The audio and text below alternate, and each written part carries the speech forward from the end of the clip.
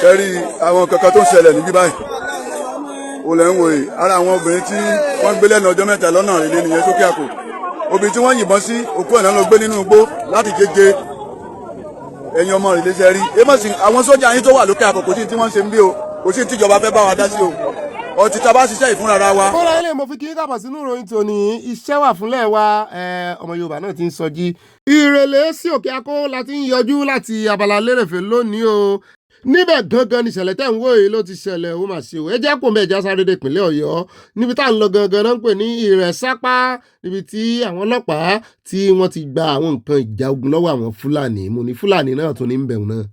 irinṣẹ́ ìgbọ́ ọlọ́fà o. ẹjọ́ sátí gbọ́. àwọn nọ́mbà bandits làwọn eléyìí o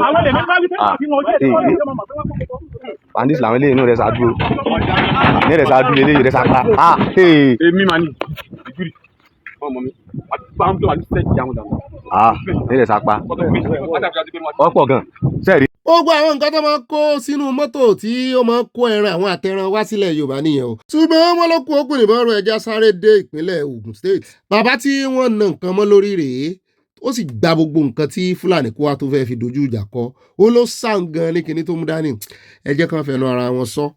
ó dẹ̀ dé mo rí pé bó ṣe wáyé eléyìí kì í ṣe yàn lásán ó mú ọ̀pá kan dání ọ̀pá yìí ó dì í mú lórí báyìí ó fi ń tẹ̀lé ó ń rìn bí pẹ́ńtẹ́sẹ̀ ń dùn wọ́n á ní kókó wájú ilé mi ó dẹ̀ kó wájú ṣọ́ọ̀bù ìyàwó mi ó tún bọ́ sẹ́gbẹ̀ẹ́ ṣọ́ọ̀bù àwọn télọ̀ tó wà ń bí báyìí tó wà lẹ́gbẹ̀ẹ́ mi yìí nínú ilé mi náà kọ́ńpáì mo ní kó kúrò ń bí kó máa lọ mo ní kó máa lọ tí mo sọ pé kó máa lọ báyìí tó máa ṣe báyìí mo tó yọrí ẹ wò kò ṣe pé mi ò parọ́ mọ́ ẹ ti rọ́ọ̀pá yìí ṣẹ́rí ọ̀pá yìí ló yọ straight ẹ wo tó wà lórí ẹ̀ṣẹ́ tiri ríngìlẹ̀ ń bí o oògùn ní ẹ̀dẹ̀ rọ́ọ̀pá yìí bó ti ṣe tán tó ẹsẹ̀ tó ń ṣe báyìí kò dúró tó nígbà tí mo gbà lọ́wọ́ ẹ̀ ó mú ọ̀pá yìí lẹ́sẹ̀kẹsẹ̀ ó là mọ́ mi lórí ni gbogbo ìlú yìí lè sọ sí o pátá gbogbo tó wà street tó wà ládùúgbò bí orí ọ̀fẹ́ hospital nílùú Ìtòrí Èkó local government kábíyèsí bàbá wa kamọ gbogbo àwọn tí àwọn sẹ́ríkì wọn bírú ọkùn sàǹgbàǹkó ẹ bá sọ fún wọn kó bá kìlọ̀ fún àwọn fámìlì wọn tó ń tọrọ bára kán máa lọ tọ lọ́dọ̀ ẹbí wọn kán máa yà street wa mọ́sá o ní sáìdì ibi tí aláwọ̀ ẹkùn ojú burúkú wọn jẹ balẹ̀ agbọ̀n ẹrùkù tuntun sí àdúgbò yẹn ni o lèmi ń gbé èmi ní balógun ẹ̀hún èmi ní balógun aláwọ̀ o ṣẹ́ ń gbọ́ tí mo yẹ gbọ̀ páyì lọ́wọ́ ẹ̀ tọ́yàn ń lọ pé kí n filẹ̀ fún tí mo lọ́mọ ọlọ́sìn mo gbà ní ìdíje tán bá o ti fa ilé ìjáde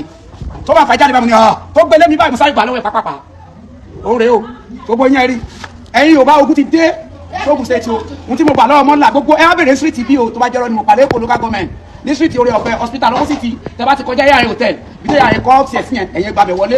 ìkórìtà tí bàbá ìdè náà làwọn èèyàn ti wá ń sọ̀rọ̀ sí ẹ pé kí lẹ̀ ń júwe sí ẹ bá wulẹ̀ júwe mọ́ ibo lẹ̀ ń júwe ta ló fẹ́ wá gbà yín lẹ́tẹ̀ ń júwe fún. ẹ jẹ́ kí àràbà yín rè túnra mú odò ń gbá rere lọ́wọ́ bẹ́ẹ̀ náà sì ní ìpadàbọ̀ àbíjà wọn yóò lẹ́yìn o kì í sì ṣe ẹ̀yin nìkan ni ó kàn ó yóò kó bájú yóò kó bá ìmú owó gba àwọn tó wà lágbègbè bẹ́ẹ̀ náà forí ko ẹ tètè ẹ mọ̀ wòra yín ràn ó gbogbo tẹ́ ẹ bá ṣe ilé ìtẹ́tún ti wá júwe àdírẹ́sì yín àá ṣe rí báyìí ná èèyàn fẹ́ pọ̀ ó sì gbìyànjú kí wọn náà ṣe tó fẹ́ wá ṣe fún kó o ṣe fún kò jù wá náà lọ kò sí èèyàn ládùúgbò tó lè rìkọ́ọ̀dù yín gbogbo àti kíní ìṣẹ̀lẹ̀ ó rà níbẹ̀ ìjà bọ́ọ̀dì sí ìpínlẹ̀ Rivers ní Port Harcourt gangan ìṣẹ̀lẹ̀ kan ṣẹlẹ̀ lẹ́nujọ́ mẹ́ta yìí láàrin àwọn ọmọ onílẹ̀ àgbẹ̀ àti Fúlàní náà ni wọ́n náà pa àwọn Fúlàní rẹpẹtẹ inú wa ń bí wọn wọ́n wá ń fohùn lẹ̀ wípé bọ́sẹ̀ ṣe àwọn ní ìròmì lọ́jọ́ sí rèé o àwọn náà mọ bọ́ọ̀ ṣe kẹsàn o àwọn kẹsàn eléyìí náà kò sẹ́ni tó lè mú àwọn o àwọn ó gbẹ̀san mọ̀ ní Fúlàní lọ́tún lọ́sì. kudancin Nigeria kashe mana mutane ake yi they kill our people we are not living peace in southern part of Nigeria. Why are we not Nigerian? So I'm using this opportunity as the president of Northern Nigeria to appeal for the president of the Federal Republic of Nigeria to appeal for our security agencies. The recent attack of Aboki Moscow in Port Harcourt, after a consultation and making research, we realized 4 of our members have been killed. ó rà ẹjẹ́ pọ̀ lọ́dọ̀ rẹ̀ ó ti yí sédè wọn àgbọn tí ń sọmọ́ ṣùgbọ́n èmi náà rí fọ́nrán mi níbi tí kan náà àwọn sẹ́ríkì wọn àti àwọn baálẹ̀ inú ọjà mi ò tẹ̀ wọ́n páwọn Haúsá àwọn Fúlàní náà ti ń jẹ baálẹ̀ inú ọjà tí ó ti ń sọ fún àwọn aráàlú bẹ̀ wípé ìyẹn àwọn ti Rivers wípé wọ́n lè lé àwọn ń lu o èmi ò mọ̀ kó fẹ́ lójú tó yìí Fúlàní must go Fúlàní must go Aboki must go Aboki must go Hausa must go Hausa must go oníkálukú náà ni ó lọ lílọ ní kẹ́yìn bọ̀ìbọ̀ì kó oníkálukú náà dúró ságbègbè ẹ̀ kí ló dé gan-an ọmọ Hausa tá a máa sọ pé wọ́n ì travel out wọ́n ń travel out o ara travelling out náà ni gbogbo bá ṣe ń fi àjàgbé ọkọ̀ àjàgbé tí ń kó cow tí ń kó màálù wọn kó wọn wá sílẹ̀ Yorùbá sílẹ̀ Ìgbò wọ́n ti pọ̀ ní Port Harcourt báyìí kí ló dé wọ́n ní kóònù Nàìjíríà wọ́n ní travel lọ USA mélòó ni wọ́n ẹ̀ ní rí wọn kán pọ̀ ní UK ìkọ̀ọ̀kan wọn náà ni ẹ̀ ní rí wọn kán pọ̀ ní Europe wọ́n pọ̀ ní Canada náà bóyá lẹ́yìn embassy Nàìjíríà tó rán mọ́ fún wọn sẹ́ńbẹ̀ ṣùgbọ́n ṣe rí travelling out táwọn travel láti inú ìjù wọn lọ́hùn sílẹ̀ Yorùbá sílẹ̀ Ìgbò sípọ̀tà wọ́n fẹ́ rédì everywhere káwa tá a travel out láti inú Nàìjíríà lọ sẹ́yìn odi lọ sókè òkun ká tó padà dé wọ́n fẹ́ gbalẹ̀ gba oko wọ́n fẹ́ gbọ̀nà kódà áàpù mọ́ paláriwo ìgbésẹ̀ là ń wá báyìí là ń dúró dè kì í sáriwo kì í ṣe ẹjọ́ lásán ẹjọ́ àwọn ọba náà tiẹ̀ ti ń sọ̀rọ̀ díẹ̀díẹ̀ tóró ti ń kàn wọ́n àwọn ọlọ́pàá láwọn ń ṣe investigation lọ́wọ́ lórí ti ọba tán pa ní Àgámọ̀ o àmọ̀ fún yín ní àbọ̀ bó bá ṣe lẹ́jà kó mẹ́jà dọ́dọ̀ Sowore ṣàdédé ni mo kan Sowore kìsìnì tí ń gún yẹn mo ní Sowore kí ló dé ó lóun fẹ́ jẹ yẹn kí ló ṣẹlẹ̀ gangan inú rẹ̀ dùn ayọ̀ rẹ̀ kún ó ní bẹ́ẹ̀ ni ọláyà ayọ̀ wọn sì bó ń kalẹ̀ kí ló ṣẹlẹ̀ ó ní ṣé mi tí ì gbọ́ ni ìròyìn tí ó ń jà ràn ó wà lára àwọn ìròyìn tó go viral bẹ́ẹ̀ ni láàgùn bọ̀lọ̀ lórí yẹn tí ń gún bọ̀lọ́gà òǹjókòó gún yẹn ó ní wọ́n ti dájọ́ ẹjọ́ òun àti àwọn ọlọ́pàá mọ̀ pẹ́jọ́ pọ̀ lọ́rùn Sowore ìkan bẹ̀ eléyìí tí òun fúnra rẹ̀ gbé àwọn ọlọ́pàá lọ ilé ẹjọ́ tó sọ wípé wọ́n declare òun wanted pé òun ò ṣe nǹkan kan fún wọn 30 million ló sọ fún wa wípé ilé ẹjọ́ bù fún àwọn ọlọ́pàá pé wọ́n máa san fún bẹ́ẹ̀ náà ni nínú ìdájọ́ mi ìlà tún ti gbọ́ tí ilé ẹjọ́ pa láṣẹ fún wípé àwọn ò gbọ́dọ̀ gbọ́ orúkọ IGP lẹ́nu ẹ̀ mọ́ o tí ń pariwo IGP wípé IGP ìlẹ́gà wọ́n láwọn ò gbọ́dọ̀ gbọ́ lẹ́nu ẹ̀ wọ́n sún ìgbẹ́jọ́ yẹn síwájú ṣùgbọ́n wọ́n ní kí àwọn ọlọ́pàá wá san 30 million naira fún òun mo ní àti ìgbọ́ lẹ́nu àwọn ọlọ́pàá bóyá òótọ́ ni bóyá rọ ni o bí judgement bá ṣe lọ bóyá wọ́n wájú òótọ́ ni bóyá wọ́n sì ẹjọ́ kò tẹ́mi lọ́rùn àwọn jẹ́ kẹ́ ẹ gbọ́. níbẹ̀ yẹn kí wọ́n á dé Sokoto fọ́nrán ìlàrí níbi tí wọ́n ti ń fún àwọn ará Sokoto ní nǹkan àwẹ̀ mo ní àti ìrí fọ́nrán tilẹ̀ Yorùbá àwọn ará àbí ìmọ̀ dúró derú táìmù ní táìmù tán mọ̀ bùjẹ̀bù dànù rè tó bá ń sínú àwẹ̀ ní ìsìn ẹ̀yin ẹ lọ wo bí tó ti ń sínú àwẹ̀ nílẹ̀ Haúsá lọ́wọ́ yìí bùjẹ̀bùdànù burúkú ni wọ́n á kó owó ẹ̀ lera wọn ní tán jẹ́rí ẹ mọ̀ rí hot dog inú oúnjẹ wọn gan wọn ni Ìgbòho làwùsá bẹ̀rẹ̀ sí í jẹ hot dog tí adédè làwọn àrí tán tẹ́ pẹpẹ owó sílẹ̀ mọ́ ni ẹ sì ní òṣòwò owó tó yẹ kẹ́ ẹ fi tó àwọn ọmọ skul ẹ fi ń jẹun yìí ẹ ń jẹ ọjọ́ ọ̀la yín rè abálájọ tẹ́ ẹ fi di wàhálà sí wa lọ́rùn ṣé ó yẹ ká mọ báwọn ẹranko ìgbésà kò sígbà tá à ní mọ kíní tí mínísítà nìkan mọ yí gbogbo di Nàìjíríà tán nìkan sí fẹ́ǹsì oúnjẹ bẹ́ẹ̀ ni pé àkọ́kọ́ bẹ̀rẹ̀ á fi pààlà láàrin àwọn àtàwọn Haúsá yìí àkóbá wọn pọ̀ ju ìjẹkújẹ wọn pọ̀ bùjẹ́bùdànù ò bó ṣe lé owó lẹ́wọ̀n tún gbé kámẹ́rà síwájú rẹ̀ àwa ti dọ̀rọ̀ ẹ̀sìn kò sẹ́ nílẹ̀ Haúsá gbogbo ilẹ̀ Haúsá gọ́ọ̀mẹ̀ntì gan ò lè bú wọn ọ̀rọ̀ ẹ̀sìn náà ń fi ṣe ọ̀rọ̀ ẹ̀sìn ni kò sẹ́ni tó lè bú wọn ṣùgbọ́n ó mà ṣe owó burúkú náà lélẹ̀ yìí o owó tó yẹ kán fi ṣe àwọn àlùmọ̀ǹjèrè tó wá ń di àlùmọ̀ wàhálà sí wọn lọ́rùn. ara ìpínlẹ̀ tó tálákà jù ní Nàìjíríà rẹ̀ ń wò yìí ní Sokoto ibi tí àwọn ọmọ wọn ti lọ skul tán wà uneducated jù Sokoto ni o ibi tí security ti ń dà wọ́n láàmú tó ti ń béèrè fún ransom Sokoto ni o ṣé àwọn bandit tí ó wà rí lè ní ìsìn wọn wà ní tún ṣe nǹkan kan tán fi gba kọ́ọ̀tì tiwọn tán fi gba ransom lọ́wọ́ àwọn ó ga o ó dẹ̀ já tẹ̀ iwájú àyálò náà ní fọ́nrán kan ibi tóun ti kófìrí eléyìí tán ṣe fún ọmọ Yorùbá náà pé ààrẹ Tinubu kọ́tì ààrẹ Tinubu àti city boy ọmọ wọn bẹ́ẹ̀ náà ni mo rí kan náà tán ní ẹmọ́jà sọ́npa àyẹn torí oúnjẹ bẹ́ẹ̀ ni pé àìná fi ṣe níbi tán ti fi ṣèyí Tinubu tán gbé páálí kan sí níbi ọwọ́ picture ni o kì í ṣe fọ́nrán o wọ́n wá kọ covid kìíní kan sára rẹ̀ mo ní láti gbà yẹn àwọn èèyàn bá bẹ̀rẹ̀ sí tùtùkùtù oúnjẹ covid náà ń pín nínú àwẹ̀ fún Yorùbá mo ní rọ́lẹ̀ pa ẹ mú fídíò rẹ̀ jáde àápù mọ̀ bóyá AI ni àbí ìṣe AI torí ẹ̀ láti fẹ́ gbé ṣùgbọ́n eléyìí tó jẹ́ original ẹ̀jẹ̀ àwò nǹkan fún wọn nílẹ̀ Yorùbá. see me they sell me cowbell make I dey drink tea inside Ramadan see am another one easy make you collect gift from your country president if you hear Opeke no be small girl So this is macaroni. 1, 2, 3, 4, 5, 6. 6 salt. Then spaghetti. You see am? You see am? If you use the other run am. Oh, make it look like a joke to you. See King's oil. This one is 1 liter. You see am tomato paste. You never finish, oh. You see Maggie? Now come see rice. See. I'm very sure this one is like 5 kg or 10 kg. Now free. Ó ga àwọn ọmọ ní àwọn olóṣèlú ìgbọ́n wọ́n yá tó fi ṣe campaign wọ́n yí mọ́ ọ̀rọ̀ àwẹ̀ ẹ̀ sálẹ̀bù wọn ní ìsìn wọn láwọn ń ṣe nǹkan àwẹ̀ ni. Ó dé ẹja tẹ̀síwájú ẹja wá dọ́dọ̀ àwọn àfáàyẹnú gbẹ mo ní ìdí owó. Wọ́n ní gbogbo ń tẹ́ ẹ bá fẹ́ rè mọ́ pín kiri nínú àwẹ̀ ìtẹ́ fẹ́ mọ́ kó lọ sọ́dọ̀ àwọn Bambia Lasiri Abo wọn ní ẹ̀ mọ́ kó bọ̀ lọ́dọ̀ àwọn wọ́n sọ àdírẹ́sì wọn. Ẹ tó bá ní sàárà tó fẹ́ ṣe. Ẹ tó bá ní sàárà tó fẹ́ ṣe. Ẹ jẹ́ n so ilé. Ẹ jẹ́ n so ilé yìí. Ẹ tó bá ní sàárà tó fẹ́ ṣe. Ẹ tó bá ní sàárà tó fẹ́ ṣe. Ẹ máa gbé lọ sábò. Ẹ máa gbé lọ sábò. Èmi Dámù Fásir. Bàbá àgbà àlùmọ̀dé Dámù Fásir. Àtàwọn ọmọ kéwù mi. Àtàwọn àfa. Àtàwọn àfa wa. Tẹ́ bá ní sàárà tẹ́ fẹ́ gbé lọ sábò. Tẹ́ bá ní sàárà tẹ́ fẹ́ gbé lọ sábò. Fáwọn ọmọlá. Fáwọn ọmọlá. Àwa náà ọmọlá ni wá o. Àwa náà ọmọlá làwa náà làwọn ọmọ kéwù. Ẹ gbé sàárà wa bí. Ẹ gbé sàárà wa bí. Bọ́mi Dámù Fásir street. Dámù Fásir street. Dámù Fásir academy. Dámù Fásir academy. Lódò Pákó. Lódò Pákó. Lálágbàdo. Lálágbàdo. Lagos state. Lagos state. Ẹ máa gbé lọ sábò. Ẹ máa gbé lọ sábò. Ẹ máa gbé lójú títì. Ẹ máa gbé lójú títì. Ẹ ṣe sùúrù gbogbo ẹni tó bá fẹ́ ṣe sàárà. Gbogbo ẹni tó bá fẹ́ ṣe sàárà. Nínú Ramadana. Nínú Ramadana. Ọ̀yà wa ni tẹ bá di ráìsì kan. Kẹ́ gbé lọ fáwọn afọ́jú. Kẹ́ gbé lọ fáwọn afọ́jú. Tó bá gbé fáwa. Nínú Ramadana yìí. Àdúrà ẹ máa gbà. Àwọn àǹṣàfọ́jú. Àmàdìjú gbà. Sàárà yóò sì gbà. Abẹ́lọ́hun.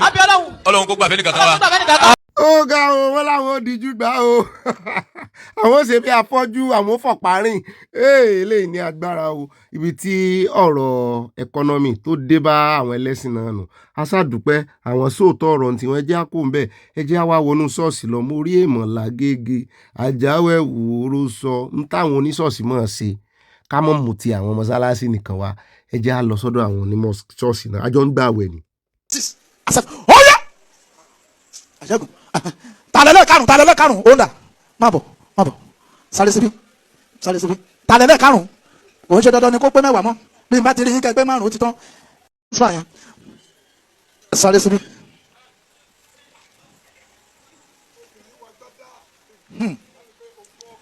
Talẹ́ nìyẹn 20,000 yẹn dà máa sáré bọ̀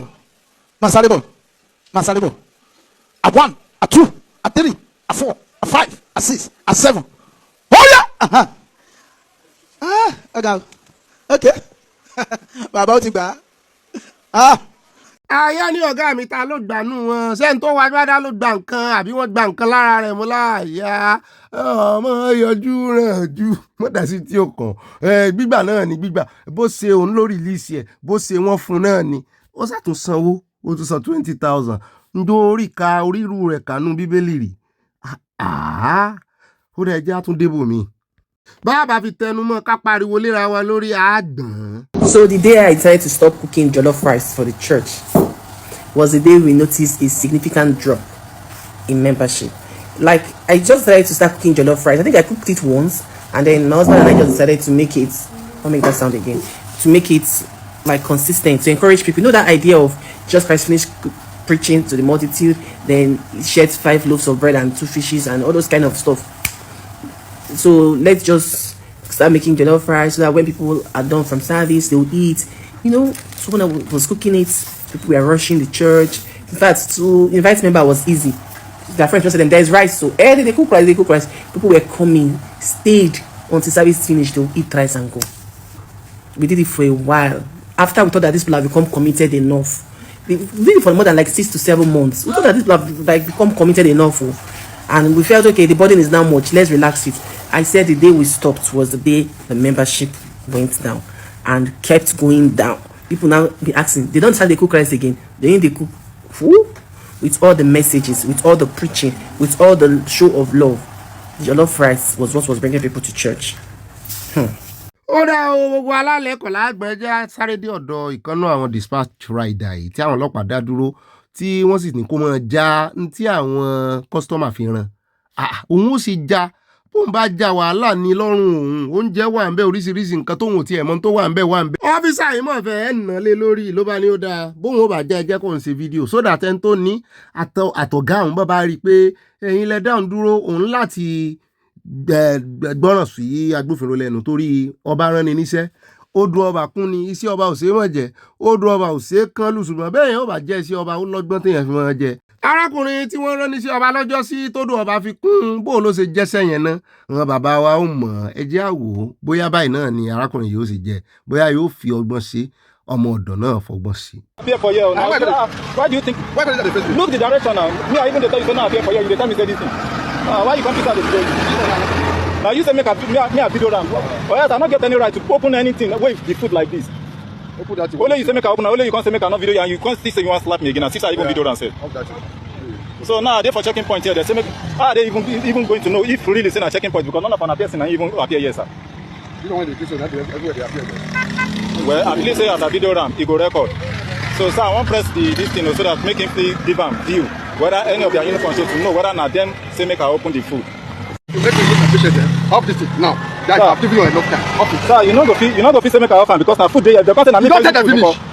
If they can't say na me poison food, why I want to go defend myself? You go follow me go there. Okay. They tell me say this thing make I offer one thing. abẹ́ rí bó ṣe ń dún kùkù lájà mọ́ o fẹ́ yẹ kíní wò lóòótọ́ stop and search a lè sọ ó lè di nǹkan bẹ́ẹ̀ lóòótọ́ tí ò ní sóúnjẹ ṣùgbọ́n gbà láàyè kójú ó ṣe fídíò náà ó ṣe fídíò so that tó bá jẹ́ pé lóòótọ́ iṣẹ́ tí ń ṣe rèé tó sì jẹ́ ní tó wà lọ́ọ̀fù ẹni tó ní tó fi ràn kò ní sọ pé sóun ló já kí ló dé tó já nǹkan o iṣẹ́ ìléwu mi ò lè bọ́n ṣe o iṣẹ́ ìní ewu ó yẹ kàn ráìdà náà kàn ní àwọn kìnìún tó fi mọ́ dìtẹ́ẹ̀tì mẹ́ta téèyàn bá gbébọn àbí nǹkan olóró tó yẹ pé tó bá ti scan ẹ̀ báyìí ẹni wọn lé ní iṣẹ́ àkóbá ni o tó bá lọ fi nǹkan burúkú rán wọn ńkọ́ tàbí kán rè ìwé ìbọn kán pè lóúnjẹ ìbọn lè wọ́ àbí oògùn olóró kán pè lóúnjẹ òun náà máa mú yóò mọ kálò ló ń bẹ̀ òní iṣẹ́ yìí ó léwu o. Don't you know that? If they say we are one, but you are the people that are causing violence. You are looking at police now. You are looking at police now. And you know that anytime you have cases, in police station, you come and report the case too. But now time reach. If they enter your office, and the same human, a civilian will enter your office and you want to chouse him. You want to chouse him. Now you are entering a police station, you don't play any official compliments. And you are... Àyà ìbò ló ti rí fọ́nrán yìí. So ọmọ débẹ̀ ní mi ò rí bí tí ọlọ́pàá ti arrest sójà rí o. Tó tún wá ń bá wí bí ọmọ ọwọ́. Alágbára ló arrest ẹ̀ wá. Ó dáa o, ó jẹyàn rẹ̀ ń sun náà nù. Ẹ jẹ́ kó mẹ́ẹ̀já sáré dé ọ̀dọ̀ arábìnrin yìí. Ó fẹ́ mọ́ gbé ọmọkùnrin ṣépè wípé àwọn jọ jẹyà jọ jìṣẹ́jìyà ni o. Àṣé owó ti dé òun lòun sì náwó fún un tó fi rèé ṣe rẹ́kọ̀dù orin rẹ̀. Àṣé ó ti ń pa owó wọlé táìmù yẹn ló bírèkì àti ìhun sí tó lè ń dànù ó lòun ò ṣe wọn relationship ọdún mélòó ló ti ẹ̀ pé náà làwọn èèyàn bá bẹ̀rẹ̀ sí í bu wọ́n ní ìgbà tí ó bọ́ ọ lò ládùúrọ̀ ọdún yẹn kò lówó lọ́wọ́ wá fi ọ́lẹ̀ ó wá lówó lọ́wọ́ ó ṣẹ̀ wá ń kígbe mọ́rù kiri mu ni ṣé ẹ bá wọn wà ń bẹ̀ arákùnrin yẹn náà ti wá ó ṣe wá jẹ́gbà tó wá lówó lọ́wọ́ ló fi ọmọdé ilẹ̀. China, a lot of people might know him as SBG. His friends, they call him SBG. So I'm talking to you, Uchenna. What did I not do for you? I paid for your studio section. I paid for the video that you did. He literally just released the song. I brought my friend. It was my friend in the music video. He was not able to afford us. He was not able to afford video vixen. Sorry. I brought my friend. I begged her, come and help me. Help my man. And he blurred my face. That is why I'm angry. I did not do anything bad to him. The only bad thing that I did was staying with him for 4 years. That's the only bad thing that I did. Everything that I know today, he taught me. He was my first boyfriend. He was my first boyfriend. I remember going to this boy's house when I was in school. I would go from my school with my own money. I'll pay for transport. I'll go there. I'm going to cook for him. I'll sweep his house, take care of everything so he can focus on his career. I was literally praying, God, please help my man. Let him have money. Let his life change. But the moment he made money, everything, he stopped talking to his friend. His friend that I called told me that after the deal, he stopped talking to all of them. He felt like they're no longer on his level. He's now above all of us. I didn't do you anything bad, Uchenna. Uchenna, I did not do anything bad to you, but I deserve better than what you did to me. I deserve better. My point is, why? Why do you think it was necessary to blur my face, to remove my face from the music video that I sponsored? Why did you feel it was important to do that? Àyà ti ń kìlọ̀ fún mi ọ̀gá mi bẹ́ẹ̀ bá dá sí ọmọ ẹ jẹ́ á gbọ́ ìdàkejì náà o ẹ jẹ́ á gbọ́ ìdàkejì o mo ní ẹ ń dá sí abáramóore jẹ́ lọkùnrin yẹn according to this story ẹ bẹ́ẹ̀ bá wá gbọ́ the other side of the story nǹkan tí ò rí bẹ́ẹ̀ mo lóde àwọn ti gbẹ́nu mi dákẹ́ ẹ jẹ́ á tẹ̀síwájú ẹ jẹ́ á dé Akwa Ibom níbi tí ìkan nínú àwọn ọmọ ìpínlẹ̀ yẹn tó ti ń fẹjọ́ gómìnà wọn sùn gbogbo aráyé wípé ẹ wá wò ó ń rè kọ́lé sàbùjá o owó àwọn ní kó lọ o ẹ wá wo skul táwọn ọmọ àwọn ń lọ ní Uyo ṣẹlẹ̀ ìbá ìgbàmu sóṣe present fàráyé. We are here in primary school Ikonbon there, off school road, here in Uyo. Look at what the children are passing through. This is the chalkboard. The children in school. Look at them here. And our governor is busy telling us that he wants to go and build housing in Abuja estate. But here in the state we have less privilege, that he would have looked into it and see how to help these people out. Look at the children here in school. Look at them. Look at what is happening. This is Akwa Ibom State.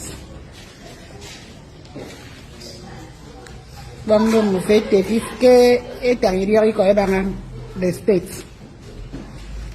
Anybody that is going to send this video should send it to Moino directly. Let him come down here and help these children. These are our future generations being suffering. They are all suffering because of teachers. Teachers, look at a teacher here. Look at teacher here. No table, nothing. Look at the ceiling. Look at the whole place. Àyà ní kí n guess ọ̀gá mi kí ni the first action tí gómìnà yẹn á ṣe tó bá rí fọ́nrán yìí mú ló máa sáàkì wọn. Ó lóòótọ́ ni ó ní kò yẹ kán gbójú wọn síta. Wọ́n ló máa sáàkì wọn ni mo nígbà gbójú wọn síta náà wọ́n trace wọn dé school yẹn. Ó dà ẹja àwọn ohun tí ó ṣẹlẹ̀ bóyá yóò lu ẹ̀mí Ọlọ́run torí mo gbọ́ pé pásítọ̀ ni. Ẹja wá kó ń bẹ́ ẹja dé ibi tí ẹja sòfòfò dọ́dọ̀ ọba yìí ọba youngest ọba nílẹ̀ Yorùbá tó sọ fún àwọn ọmọ Nàìjíríà lọ́jọ́ sí pàápàá jùlọ àwọn tó mọ̀ tó súnmọ́ wípé ẹ mọ̀ pò ní bro mọ́ òun ṣe bro ọba aládé lòun o àwa ká ọ̀rọ̀ kan mọ́ wọn lẹ́nu níbi tó ti ń sọ̀rọ̀ wípé ta ni sọ́ba ní àlè mo ní sọ́mọ́ bí ọba pé sọ́ba ní àlè ni abirú àwọn ọ̀rẹ́ ọba wòrè bóyá ara àwọn tí ń bá wí lọ́jọ́ sí pé kán mọ̀ lo bro fóònù náà. Ó gbọ́dọ̀ jọmọ̀lú tí ó bá jọmọ̀lú ńkọ́. Because olórí tó máa bí àrólé ó gbọ́dọ̀ jọmọ ìlú. Tí ó bá ń ṣọmọ̀lú ńkọ́. Because ọmọ kábíyèsí ọkùnrin àkọ́bí ọkùnrin òun lọ bá automatically wọn kí ná. Bọ̀ tí ó bá wá ń ṣe ọmọ ìlú kọ́ kí la máa ṣe sí. Kò sí miss blood wọn fẹ́ miss blood yẹn. Tí ó bá kí wá ń ṣọmọ ìlú kí la máa ṣe sí. Kò sí ó gbọ́dọ̀ jọmọ ìlú pé kábíyèsí kọ̀ lọ ọkọ̀ lọ sí wọn lọ ha kó lè wọlé. N ta fẹ́ lẹ Yorùbá nu tọmọbìnrin yẹn náà pọ̀ oúnjẹ ọbẹ̀ ni kò ní interest no kábíyèsí fine boy ní kábíyèsí fine man jàre ti ayé pọ̀ ní bùrọ̀mọ́ ṣùgbọ́n ọ̀rọ̀ gidi ni o táwọn ọba wa bá jáwọ́ nínú kán máa fẹ́ àjèjì ìbàdà ẹjẹ́ àkóhùn ẹjẹ́ àdọ́dọ̀ ọmọ ọkọ ya níbi tó ti sọ wípé aláya púpọ̀ ni bàbá àwọn bébí màmá sí bàbá àwọn pọ̀ àwọn tán sì wà lọ́wọ́ wọn gẹ́gẹ́ bí ọmọ wọn pọ̀ rẹpẹtẹ mélòó ni wọ́n wá fẹ́ bí gbogbo ọmọ tó ń fẹ́ bí ò lè ju méjì lọ mùsùlùmí kọ́ ni ọ́ ni ṣé ìṣe mẹ́ẹ̀ lọ́lọ́run wí ni ìjà gbọ́ bó ti dáhùn. Me? Maybe 2. Yeah, that is but if she's like a worker, like 4. If she can like push out. Wait. Your dad has 26 kids. Oh, we're 26. We're a huge family. Now, in all the 26 kids, what's your ranking? I'm like last set. So you are 23. So we're like, like that kind of thing. That means number 1 is probably like 50. Oh, he's like 60. God! Yeah. And everybody is lit. Everyone was lit as fuck. What do you do for a living? I'm a student. Now, apart from being a student. Actually, I do vlog, guys. You vlog in Houston? Ẹ káàárọ̀ lẹ́ẹ̀kan sí o a ti sọ̀rọ̀ nínú platform láàárọ̀ yìí fún meeting Saturday àwa community yẹ kí àwa vigilance púpọ̀ gan ẹ wo kíní tí mo mú dání yìí nísìn òun ni àwọn boys yẹn tó bá ti ya net wọn fi máa ń gbé fóònù èèyàn ní ọ̀dọ̀ wa ní gbága ya net nìkan láàárọ̀ yìí bọ́yẹ̀ fi kíní ń gbé fóònù ènìyàn lẹ́ni sáré tají wọ́n jọ lọ mọ́ra wọn lọ́wọ́ ní igi ẹ̀kan mọ́ ènìyàn lọ́wọ́ nísìnyí ẹ wo kò sí bóyá fẹ́ jẹ́ fóònù lè jábọ́ ń bẹ̀ láéláéláéláéláé ẹ ká wà extra vigilant tá a bá ti ń sùn ọ̀ká máa mú fóònù wa ká máa bí ká máa jù sáré bẹ́ẹ̀dì ọ̀ká ló máa tọ́jú ẹ̀ pamọ́ lóru bó ṣe ń gbé fóònù lílé gangan exactly tá a máa wò pé bóyá wọ́n fi kólẹ̀ gbé àbọ̀ fi kíní kan gbé bó ṣe ń gbé gangan lílé yìí o ó ń délé má gọ̀ọ́rẹ́ pẹ̀lú fóònù ẹ o. ó rà ẹja sáré dé iléeṣẹ́ ológun o níbi tí olórí iléeṣẹ́ ológun pátápátá káfàtà tójú omi torí ilẹ̀ àti tójú òfurufú CDS tí wọ́n ti lọ́ǹchì Savannah Shield mo ní kí ni ń jẹ́ bẹ́ẹ̀ wọ́n ní mọ̀ọ́mọ̀ gbé ilé ìkalẹ̀ fún Kwara Kogi àti gbogbo àwọn agbègbè tó fi lọ tó fi súnmọ́ Niger táwọn wèrè yìí ti ń sá wọlé pọ́n gangan máa mójútó ọ̀rọ̀ terrorism kò ní sí wípé bí ṣẹlẹ̀ bá ti wá ṣẹlẹ̀ náà ṣẹ̀ṣẹ̀ ń pe àwọn fẹ́ wà lójú fò fẹ́ station àwọn èèyàn àwọn síbẹ̀ mo ní ọmọ Yorùbá ni ẹ kó wá bẹ̀ o ẹjọ́ abẹ̀yìn ni o a sì fẹ́ àwọn tán máa fún ní ọ̀dà tán bá ti mọ̀ pé àwọn agbésùmọ̀mí ń bọ̀ tán nìkan kù ní sport yẹn a fẹ́ o àwọn tó máa gbéná kojú wọn la fẹ́ o. Operation Savannah Shield is therefore a proactive and coordinated response. The Joint Task Force will cover the entire Kwara State and parts of Niger State. Its primary mandate is to secure lives and property, neutralize terrorists and criminal elements, disrupt kidnapping networks, and restore law and order within the joint operational area. This operation will be intelligence-driven, community-focused, and intelligence in execution. Our synergy will ensure unity of effort, optimal use of resources, and sustained operational momentum. ẹ̀yà sáré gbọ́rọ̀ lẹ́nu gómìnà Kwara náà àwọn náà sọ̀rọ̀ káwọ́ ń tán fi fèsì lọ́wọ́ ṣàánú wa. Chief of Defence Staff, for making this happen very quickly. We're truly relieved with this deployment. People will sleep better now, seeing this deployment coming into form. Hello, good evening, Nigerians. Good evening, my name is Adeze. My name is Amaka. She's my junior sister. I will be 39 by April 11. I'll be 35 by September. We are using this video to beg anybody that will come across this video.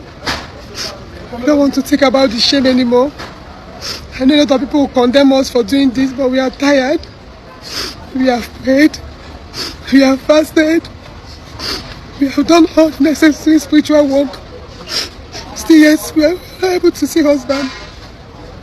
Our parents are disappointed. Our younger brothers, they are all married, living with their children. We are the only girl in the family. Nobody. We see the disappointment in our family's face every day. We are begging you, if you come across this video, or you have a brother, you have an uncle that is ready to marry, we don't mind. I don't mind the tribe. We don't mind the religion. We don't mind whether you are a Nigerian or not. We just want to settle down before our parents will leave without being happy because of us. ayé àwọn ò sọ fún wọn wípé àwọn òbí wọn ló ń tì wọn àwọn òbí wọn ló frustrate wọn débẹ̀ ó ti di frustration àwọn kan náà act ni kì í ṣe acting o ó kọjá acting wọ́n tì wọ́n débẹ̀ ni o wọ́n tì wọ́n dé ìkórìtà yìí ni bó bá wá ṣẹlẹ̀ tán ní ìsìn tí ilé ọkọ ò gbé wọn àwọn náà tún máa bú àyà ni àwọn náà ti pẹ́ jù mọ́ ní ó dáa rè fí àwọn méjèèjì èmi tí mo ti ẹ̀wọ̀n gbáyàwó ẹ bá mú kan bẹ̀ ẹ bá mú kan nu wọn reality ní tẹ́ ń wò yìí ó kọjá bẹ́ẹ̀ obìnrin pọ̀ ẹ bá rí mi tí mò ń kóyàwó jọ kì í ṣẹ̀bi mi o ẹ jẹ́ àtẹ̀wájú. ó rẹ̀ jẹ́ sáré dé Àbújá ọ̀la gangan náà dájọ́ sí o tó fẹ́ ṣe local government election bẹ́ẹ̀ náà sì ni wọ́n ti declare curfew pé látàlẹ́ ìlọ ṣe wákàtí 8 kọ́ ní àbí wákàtí 12 wọ́n ní kò gbọdọ̀ sí movement bẹ́ẹ̀ náà ní Senator Kingibe ní pariwo lé Wike lórí bẹ́ẹ̀ náà ní kìsó nìkan ló pa o bàbá yìí náà pa ó ní ọ̀làlọ́lá ń jẹ́ o ẹni abẹ lọ́wọ́ ẹ̀mú ní èní lè ní jẹ́ náà mọ́ sọ. He cannot. Somebody should tell the minister that Dr. Mo says that the will of the people will count. On Saturday, there's going to be a new AMAC where boldness, objectivity, decisiveness, and fearlessness will take center stage. Enough of people dying, enough of poverty, enough of brigandage. We own this city. Wike does not own the city. The city belongs to the people, the suffering masses, the young people listening to me. We own this city. Obi is copy. And that's because he lacks strategy. I don't like talking about politics and I'm not very vast in politics like that. But this particular one, I will talk. If you know that your heart is so pure and you are a child of God, don't go into politics. Politics is not for the faint-hearted. Politics is not for when edition is brought and you'll be thinking, you have to hit the nail on the head. That's why Tinubu will always be ahead. All my years on earth, Tinubu is one, I don't know how to classify him, but he's a very good politician. He's a bad man. I don't like I'm suffering, but it does not change the fact that that man plays politics the way it has to be played. She said something. She said that if Jonathan had done what Tinubu is, Jonathan is a soft man. Same with Obi. You cannot be soft and be playing politics. Politics for strong-hearted people like us. You will make a decision. You can say, go and kill that person, and bam, your mind no go shake. Like you will sleep well at night, and you know you killed somebody. That is what politics is. So it's not about coming here to talk Holy Mary Mother, but there's no such thing in politics. You play the politics, you take risks, and you do it as it should be done. And that's what Tinubu is doing. He plays the game very well. Okay, thank you. Just imagine what somebody is using to cook for people outside to eat. A caterer, look at what she's using. Look at, just imagine what they are eating outside. Take a look at it.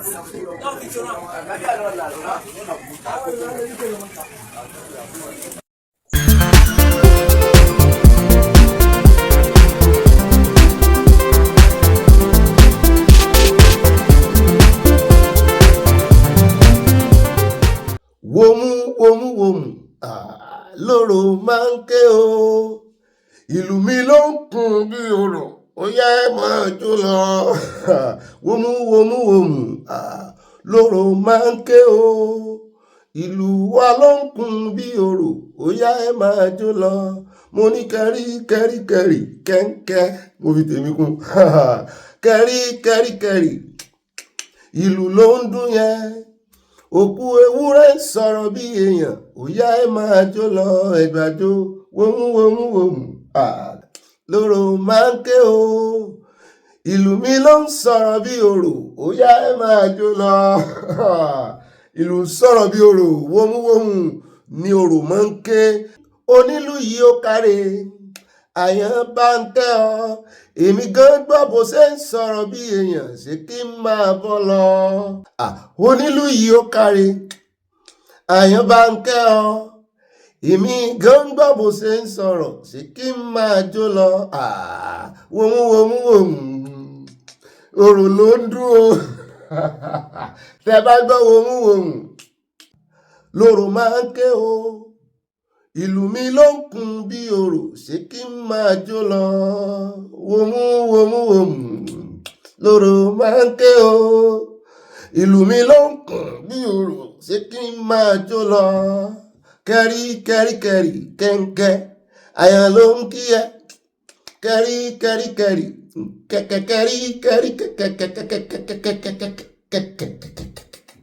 DJ YK múlẹ̀. Kẹ́rí.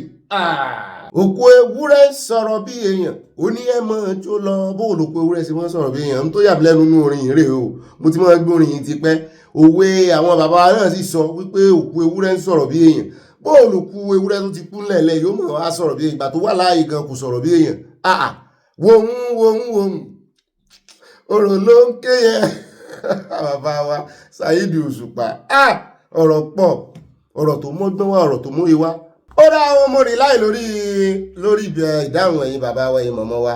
Kí ni ìtumọ̀ òkú ewúrẹ́ ń sọ̀rọ̀ bí èèyàn, ó ní ẹ máa jó lọ. Ìgbà tí ewúrẹ́ wà láàyè, ewúrẹ́ ò sọ̀rọ̀ bí èèyàn. Ìgbà tí ewúrẹ́ wá kú, òkú ewúrẹ́ ń sọ̀rọ̀ bí èèyàn. Èmi ò bìlífù ọ̀rọ̀ bàbá wa, n ò bìlífù ọ̀rọ̀ brọ́dà mi Saheed. Èmi ò bìlífù ọ̀rọ̀ brọ́dà mi Saheed Òṣùpá. Orin tọ́pọ̀ yẹn mi ò agree. Bó lo òkú ewúrẹ́ ṣe máa fọhùn bí ènìyàn. Irọ́ ni kò bọ́ sí. Irọ́ ni àbí òtítọ́? Irọ́ ni àbí òtítọ́? Quiz láti wọlé lónìí, bá quiz yín náà rí o. Àfi pàgà ẹ̀wọ̀n orú fìlà tí mo tún fẹ́ yọ lónìí. Yíyan fìlà ẹ̀ bá ń só kámẹ́rà mẹ́yìn díẹ̀. Kú lè só fìlà mi lókè. Bọ́ọ̀lù ojú ọjọ́ lọ́dọ̀ yín o. Ibà kọ̀nfàmù ẹ̀kọ́ tó sẹ́ndì ẹ̀ náà ní òun yọjú lábẹ́ fìlà ibà òfin kí yín náà rí o. Ẹ̀wọ̀n mánéjì òun ní bẹ́ẹ̀ kó sì wọ́n lọ́nu. Adúpẹ́ pé òkun ojú tún rójú. Ẹ̀mí rẹ́mi o. Adúpẹ́ lórí prógráàmù àná. Ọ̀pọ̀lọpọ̀ àwọn èèyàn ló kan sára. Wọ́n kàn sí mi. Wọ́n ní àyà kùndùsì àyà òmùlémi ń kọ́. Wọ́n lá àyà náà gbé kùndùsì fún. Lórí àlàyé tá a ṣe lórí ti bàbá Sunday Igboho. Ṣùgbọ́n tí òye yóò yé. yóò fàyè gba òye kó yé òun ẹni tí òye ò ní yé látilẹ̀ ní òní gbà gbogbo ń tẹ́ ẹ bá fẹ́ sọ àtilẹ̀ ní ó sì kàn dẹ́ ẹ̀wọ̀n ìpè gbogbo yín náà lẹ́mọ̀ sí sọ ti fún ọ náà lówó ni ó dẹ́ jẹ́ kí káàbọ̀ jàre ẹ̀mọ́dán lóhùn o ẹ̀mí ò ní pè ọ́ lóko nítorí ọ̀pọ̀lọpọ̀ wọn náà nítorí ọ̀pọ̀lọpọ̀ wọn gan wọn sí lára wa ń bì ìmí ìtòsí wà ń bì tó kàn mọ́ yọ wá gbọ́ darapọ̀ mọ́ aná o bẹ́ẹ̀ náà ni èèyàn kan sọ fún mi lánàá wọn ní àwọn kan tí mo bú àwọn kan pé àwọn kan tó ti kọ́kọ́ lọ join Tinubu tẹ́lẹ̀ pé ṣèbí gbogbo yín lẹ̀ bú wọn gbà ń sìn tí Sunday Igboho náà ti wá join Tinubu mo ní intention sọ́tọ̀ọ̀tọ̀ ẹ mọ̀ tún wá da kíní ìpọ̀ o torí gbogbo tẹ́ fẹ́ mọ̀ gbà yọ sí wa ẹ má dà pọ̀ mọ́ra wọn o ẹ ń bá mọ̀ tó torí join Tinubu mọ̀ káwọn kan wà ní ìrìn àjò ìlóòótọ́ tán position wípé káwọn ẹgbẹ́ ogun táwọn politician sọ̀rọ̀ yẹn padà lọ bá Tinubu bẹ̀bẹ̀ tán lọ ń bẹ̀bẹ̀ lọ́wọ́ Tinubu ni ṣé Tinubu mú wọn ni ṣé àwọn ní kéèsì lọ́rùn àwọn wà láhàámọ́ ní Benin Republic ilé wọn láti lè rè pààyàn ní sókà ní àbí ìṣe sókà nílé bàbá wa ṣé ilé wọn láti rè pààyàn sàn gangan ní Arrowhead wọn ní bàbá kan ó súnmọ́ pòfẹ́sọ̀ tẹ́lẹ̀ ó fẹ́ dìjà ń gbà lọ́rọ̀ wọn fẹ́ dìjà láàrin àwọn sọ̀rọ̀sọ̀rọ̀ Yorùbá Nation pé ẹbí gbà yẹn àbá yẹn tẹ̀lé kínní pé ṣe wọ́n sọ fún bòun gbà yẹn kí ló wá dé tó ṣe take decision ṣé mótíìfù wọn ṣe kankan náà ni sáà mọ mótíìfù bàbá torí ẹ tún fẹ́ dá nǹkan mi lẹ́nìyẹn o mótíìfù sọ̀tọ̀ọ̀tọ̀ n tó ní kálukú bàtà tó ní kálukú sì wọ̀ tó mọ bí títí ń ta á lẹ́sẹ̀ ó sọ̀tọ̀ọ̀tọ̀ ṣùgbọ́n mótíìfù yàtọ̀ sí gbogbo ń tá a bá ń ṣe àwọn kan náà wà tó jẹ́ wípé opportunity náà rí báyìí láti fi ṣe bó ṣe wù wọ́n pé ìgbà tí Sunday Igboho sì ti sọ̀rọ̀ báyìí ń tán fẹ́ ṣe tẹ́lẹ̀ ṣe rí ẹjẹ́ kan ṣe kan tẹ́ra wọn lọ́rùn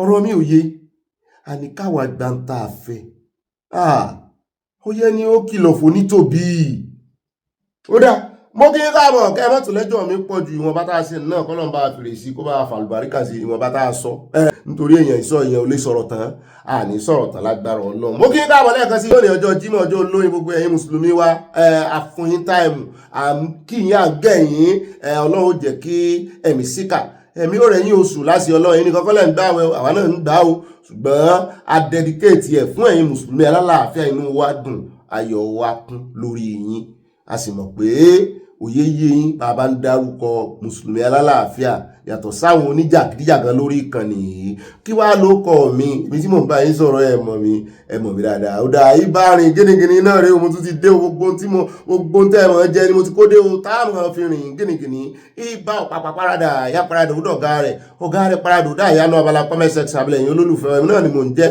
ibà sàn láàrin ajé ní mú ní pẹ̀kọ̀rọ̀ ṣùgbọ́n bí wọ́n bá ti kófìrí èèyàn kan òrìn sàn pẹ̀lú rẹ̀ tí wọ́n ń béèrè òmìnira táwọn ń sọ wípé wọ́n sì fẹ́ jẹ nínú Nàìjíríà ìwọ náà bọ́n fi àyíní padà ṣe é tó sì mọ̀ pàgbára wà lọ́wọ́ wọn ó dá wọn ò ní sọ̀rọ̀ jù ń bẹ̀ wọ́n. nítorí ẹ̀ láṣẹ ní gbalẹ̀ símọ́nà tán lẹ́gbẹ̀ẹ́ mọ́níyà tán bá gbé àyíní ké wá gbé àyíní padà fún ẹ̀mí náà ni mò ń jẹ́ ibà kúsàkúsà ibà tán wọn náà bẹ́ẹ̀ náà ni ẹ lè pè mí ní ibà ọ̀pákà ọkọ̀ àwọn òpèkì ọkọ̀ àwọn kò fẹ́ sapa lórí ọkọ̀ àwọn 16 bẹ́ẹ̀ ni kò sàrúgbó ń bí gbogbo àwọn ìyàwó mi wọ́n kún bí bámú èmi náà ni mò ń jẹ́ ibà confam ẹ̀kọ́ tó sẹ́ndì ẹ̀jọ̀ mọ́ bá sẹ́ndì ìròyìn fògànà bẹ́ẹ̀ náà lẹ lè pè mí ní ibà àlẹ̀jẹ́lì ibà rìpọ̀tẹ́lì ogun tẹ́ bá gbọ́ lórí ìkànnì kí ni o rìpọ̀tẹ́lì àlẹ̀jẹ́lì ni o àwọn òtàbùkù yẹn kankan o ibà gbé wọn débẹ̀ ibà ẹjọ́ abẹ́ǹkó ibà pàkà àfi pàkà ibà tíwájú ibà ìbọ̀bọ̀ kì bọ̀bọ̀ ó dáa èmi náà ni mò ń jẹ́ gbogbo ẹ̀ yọ yẹ kò ní yẹ ẹ lẹ́ ibà kéde fún Yorùbá Nation fún Oòduà Nation káfàtà alákọ̀ọ́kọ́ nu abala àkórí ìròyìn gbogbo ilé ìtẹ́ bá pàdé nu abala Sanawole ayọjú lójú fèrèsé ni gbogbo ilé ìtẹ́ bá pàdé nu Abala Lerefe ayọjú lójú fèrèsé ni ẹjẹ́ àmọ́ gba inú ọ̀nà wọlé ibi tá a ti mọ dùn tútù wájú tá a fi tẹ̀lẹ̀ tútù alákọ̀ọ́kọ́ ń bẹ́ẹ̀ ẹ jẹ́ á padà sí orí ọ̀rọ̀ El-Rufai níbi tá a ti gbọ́tán ní lọ́ọ̀yà rẹ̀ àti àwọn asọ̀mọ̀gbé rẹ̀ àwọn olólùfẹ́ rẹ̀ wọ́n pariwo wọ́n protest wípé lẹ́yìn ìgbà tí ICPC tán mú ọ̀gá àwọn sí detention pé àwọn kan tún ràn yẹn wálé wọ́n wá ń rèdí inú rẹ̀ àwọn òwà mọ̀ só lè ní àwọn eléyìí ni àbí àwọn agbófinró sọ́tẹlẹ̀múyẹ́ ní ní sọ́dọ̀ EFCC lẹ́ti wá ní àbọ̀dọ̀ ICPC tó sẹ́ mú El-Rufai sọ́wọ́ àbí kí tá lẹ́yìn gangan àbí bẹ́ẹ̀ ṣe fún Malami lọ́jọ́ sí tí EFCC mú sọ́wọ́ táwọn DSS wọ́n rè rédí ilé rẹ̀ sóòní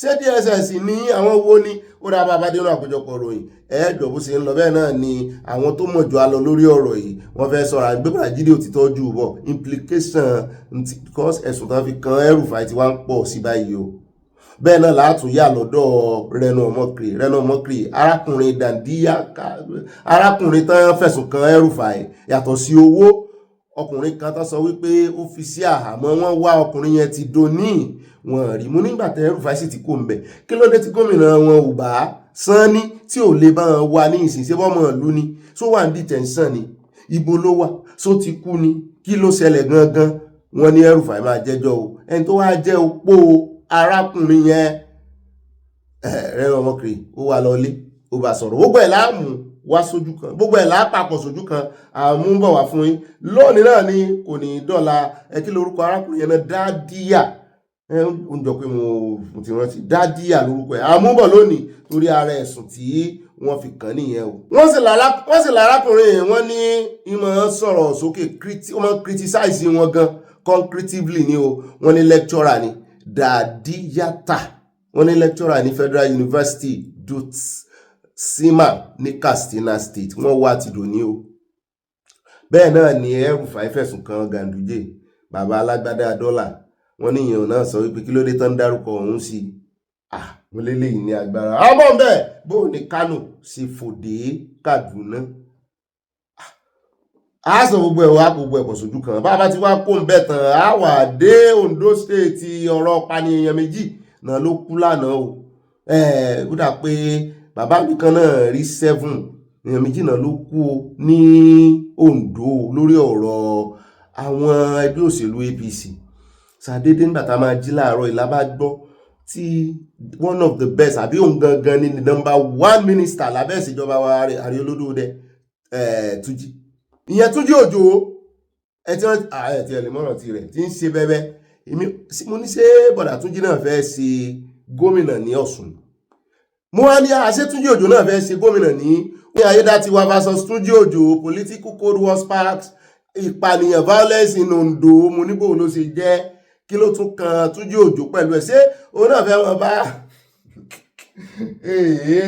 ṣe rí tí Ọ̀gbẹ́ni Wike àti Buhari fẹ́ dálẹ̀ ó ń dàbí ẹni wípé gbogbo state wọ́n ti fẹ́ mọ̀ jàjà èmi ni olórí ẹgbẹ́ èmi kọ́ lórí ẹgbẹ́ mo jù ọ́ lọ ti jàkadì kọ́ àmọ́ bẹ́ẹ̀ gbogbo tó fa cold war tó fa rúkèrúdò àmúbọ̀ tó fa rúkèrúdò àmúbọ̀ lónìí náà ni kò ní dọ́là àwa padà sí Kẹ́bí tó àti fún ìròyìn lánàá wípé wọ́n kọ lẹ́tà sí wọn pé wọ́n fẹ́ wá ṣe wáàsí ọ̀ràn lọ́dọ̀ wọn wáàsí náà wọ́n propagate gospel kiri ní ibi tó tún fẹ́ wọn sá sí nìyẹn nísìn àwọn yẹn wọn mọ hálà tẹ́lẹ̀ ìláàlì wọn ní ìláàlì aráàmù ni ẹ̀sìn tán ṣe tẹ́lẹ̀ àbí yóò tó yé gbogbo wa wọn náà ti àtáàkì o 33 people náà pa èèyàn 23 33 people ní ẹ̀sì dúró kan fèsì lẹ́tà yìí 33 people náà pa ní Kẹ́bí àmúbọ̀ àáfún ẹlẹ́kùnrẹ́rẹ́ ròyìn lónìí náà ni wọ́n kó mẹ́tàn àwà ayé àlọ́dọ̀ ìkànnà àwọn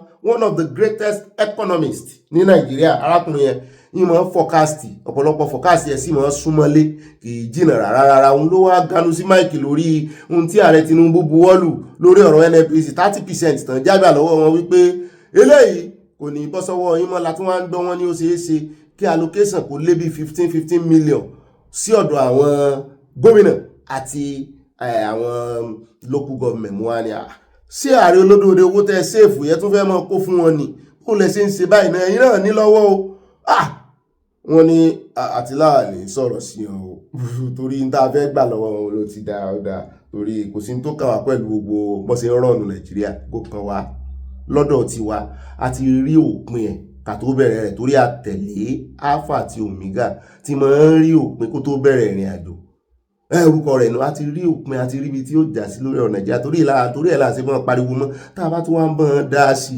pé bó láàrin Olódòdé ó sì sáyẹn bó náà sì ṣe kinní kan bó náà sì kó fún gómìnà àjẹpáwà náà sì ní interest nù ní interest ń bẹ́ẹ̀ mọ nǹkan tuntun la fẹ́ bá ṣe wá gbà á lọ́wọ́ olódóde kódà kó ṣe kárákòrò ńlẹ̀ báyìí kásá ti gbàǹtà gbà ọgbọ́n táwa lónìí ẹ wo yé ẹ jẹ́ kó yeye sẹ́ẹ̀rì àwọn ní wọ́n lè máa lo oògùn sọ̀yìn báyìí kì í ṣe nínú àwọn ọmọ mi tó wà bí àtàwọn bàbá mi o wúyí ò já àwọn èèyàn múra ọmọ Yorùbá kan tó ń pariwo síta tó ń pa wọn kéèké àbòsí nínú kọ́mẹ́ǹtì wọn náà kò yé wọn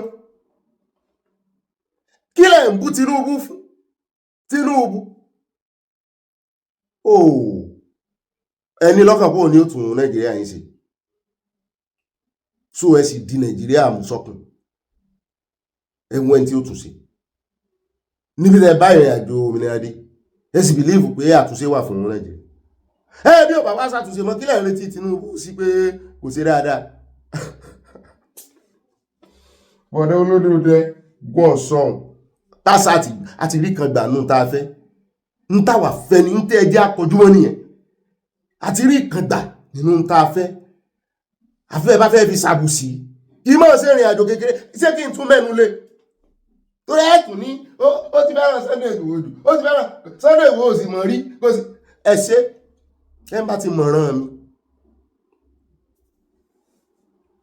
ó ti mọ̀ mí náà nù ẹ̀ bá ti mọ̀ ìran mi ó ti mọ̀ mí náà nù tó sì jà fún ìran kó dà kó jáde kó ní ókè o bẹ́ẹ̀ tí ẹ ṣe wá ń sọ̀rọ̀ yìí mo fẹ́ jẹ́ kó yé yín pé mi ò tiẹ̀ ṣe mọ́ kó wá sọ bẹ́ẹ̀ póun ò tiẹ̀ ṣe mọ́ nfa bó làwọn mùsùlùmí ṣe mọ́ sọ kàfàkà níyàt ẹ dáríjì mi dé ó ṣe déédéé kẹlòmíì náà kó gbàpò rẹ̀ ṣé ẹ nífẹ̀ẹ́ rẹ̀ ni irú ọ̀rọ̀ wo lẹ̀ ń gbé kiri iná ṣé ẹ nífẹ̀ẹ́ rẹ̀ ni.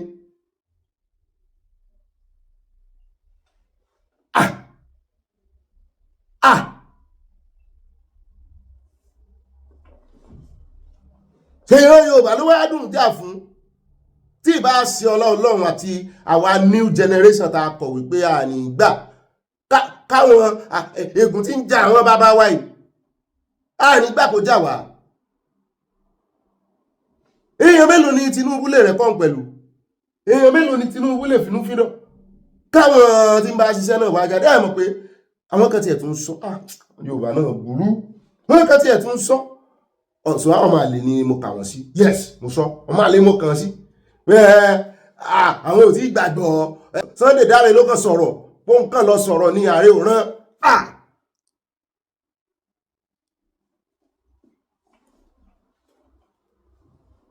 ó kàn lọ sọ̀rọ̀ ní ààrẹ òràn ṣé àwọn pé káàrẹ́ mọ̀ràn kan ogun tẹ́jọ́ ń sọ nínú kákọ̀sí wọn ní kinní lọ́hùn wọn kì í mọ̀ sóò nìkan ní kinní àwọn Yorùbá tó mọ̀ wà ń bẹ̀ pọ̀ Báyọ̀ Ọ̀nànúgà mọ̀ wà ń bẹ̀ àwọn gbọ́ kí Báyọ̀ Ọ̀nànúgà jáde kó ní kò rí bẹ́ẹ̀ gbogbo wọn náà mọ̀ ní kinní tọ́jọ́ ń sọ gbogbo wọn náà ní information tó ń gbà látọ̀dọ̀ ààrẹ káàtì wá sọ pé wọn rí ààrẹ directly wọn á rí Gbajabiamila bẹ́ẹ̀ ni torí táwọn Fúlàní yẹn àti ìdènà àkójọpọ̀ ọ̀rọ̀ yìí kó wọ́n bá sá lọ lórí mi ni ó dùn mí fáwọn tí tún sọ ọ̀rọ̀ ìkiri ni a rí Gbajabiamila wọ́n sì ń bínú Gbajabiamila náà Fúlàní wọ́n ń bínú ẹ̀ lọ́wọ́lọ́wọ́ wípé àwọn tó gbapò àwọn Lagos boy ẹ̀ sáàrí ròyìn àná àwọn Lagos boy tó ń sọ nìyẹn pọ́n lágbára ju VP lọ ó sì dùn mọ́ wa káwa jẹ́ pé VP súnmọ́ ààrẹ tó bẹ́ẹ̀ jù bẹ́ẹ̀ lọ VP under my boot ká ló súnmọ́ ààrẹ tán jọ ní ìfọwọ́sowọ́pọ̀ sẹ́yìn lérò pé ká nírú under my boot yẹn súnmọ́ ààrẹ dáadáa tán ní àjọṣepọ̀ tó múnádóko sẹ́yìn pé ààrẹ ó rántí Sunday Igboho ẹ̀rọ pa ààrẹ ó fi Sunday Igboho lẹ̀ ó lọ́ mọ bí ṣe ń rìnrìn àjò yìí ẹ̀ wá tẹ bá wá ní ààrẹ ò mọ̀ sí Gbajabiamila ó mọ̀ sí ló bá tán Gbajabiamila bá sì ti mọ̀ sí tán ayé ti gbàgbé ìjà ọjọ́ sí láàrin bàbá Sunday Igboho àti bàbá Gani bá Gani tán sọ pé tán fẹ̀sùn tí ọ̀rọ̀ tó lu jáde lọ ó sì wà ń kọ́ tí ó àgbọ̀n gàgà lẹ́nu bàbá Gani mọ̀ ṣùgbọ́n ẹjẹ́ àmọ́ wò tán sọ wípé ààrẹ olódòdó ní máa rán wọn sí ẹkìní kan ní máa ṣe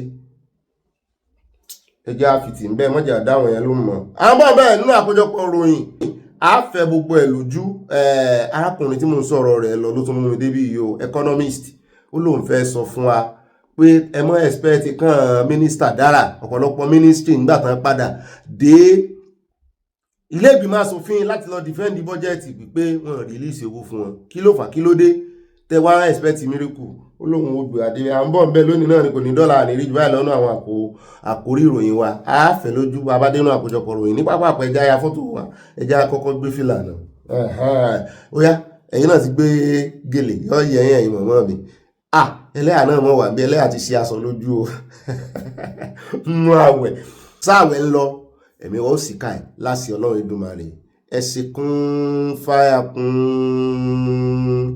ẹ̀ẹ́sẹ̀ mọ́ kéw nǹkan yín kéw ẹ ṣe alhamdulillahi rabbil alamin maliki amri yaknabudu wa yakanasta'in ìdílé sọ̀rọ̀ntàlì mustaqim àfi pàkà ibi tí mo wọ̀ dénú mo yà fi pàkà mo fi kó ńlẹ̀ ó dá o ìdílé sọ̀rọ̀ntàlì mustaqim alákọ̀ọ́kọ́ náà wà láàfin pàkà wá ẹja lọ tààràtàrà sí ọ̀dọ̀ ọ̀rẹ́ mi Bright ọlọ́pàá tí mo fẹ́ràn tínú mi máa dùn sí ó fẹ́ gbé wa débẹ̀ lórí ó ní àwọn tún stop àwọn ó náà ṣe routine check ìdọ́dọ̀ àwọn kan wọ́n bá gbá ó náà ṣe routine check ìdọ́dọ̀ àwọn kan náà bá ìbọn lọ́wọ́ wọn mú láti ẹ̀rí kan ti ọlọ́pàá ilẹ̀ Yorùbá kan náà ṣe routine check kan bá bọ̀ kárí àwọn ìrìbọn gbà lọ́wọ́ wọn ilẹ̀ Yorùbá àbọ̀ náà kan free bí ò jẹ́ gbogbo àwọn ọmọ Fúlàní tán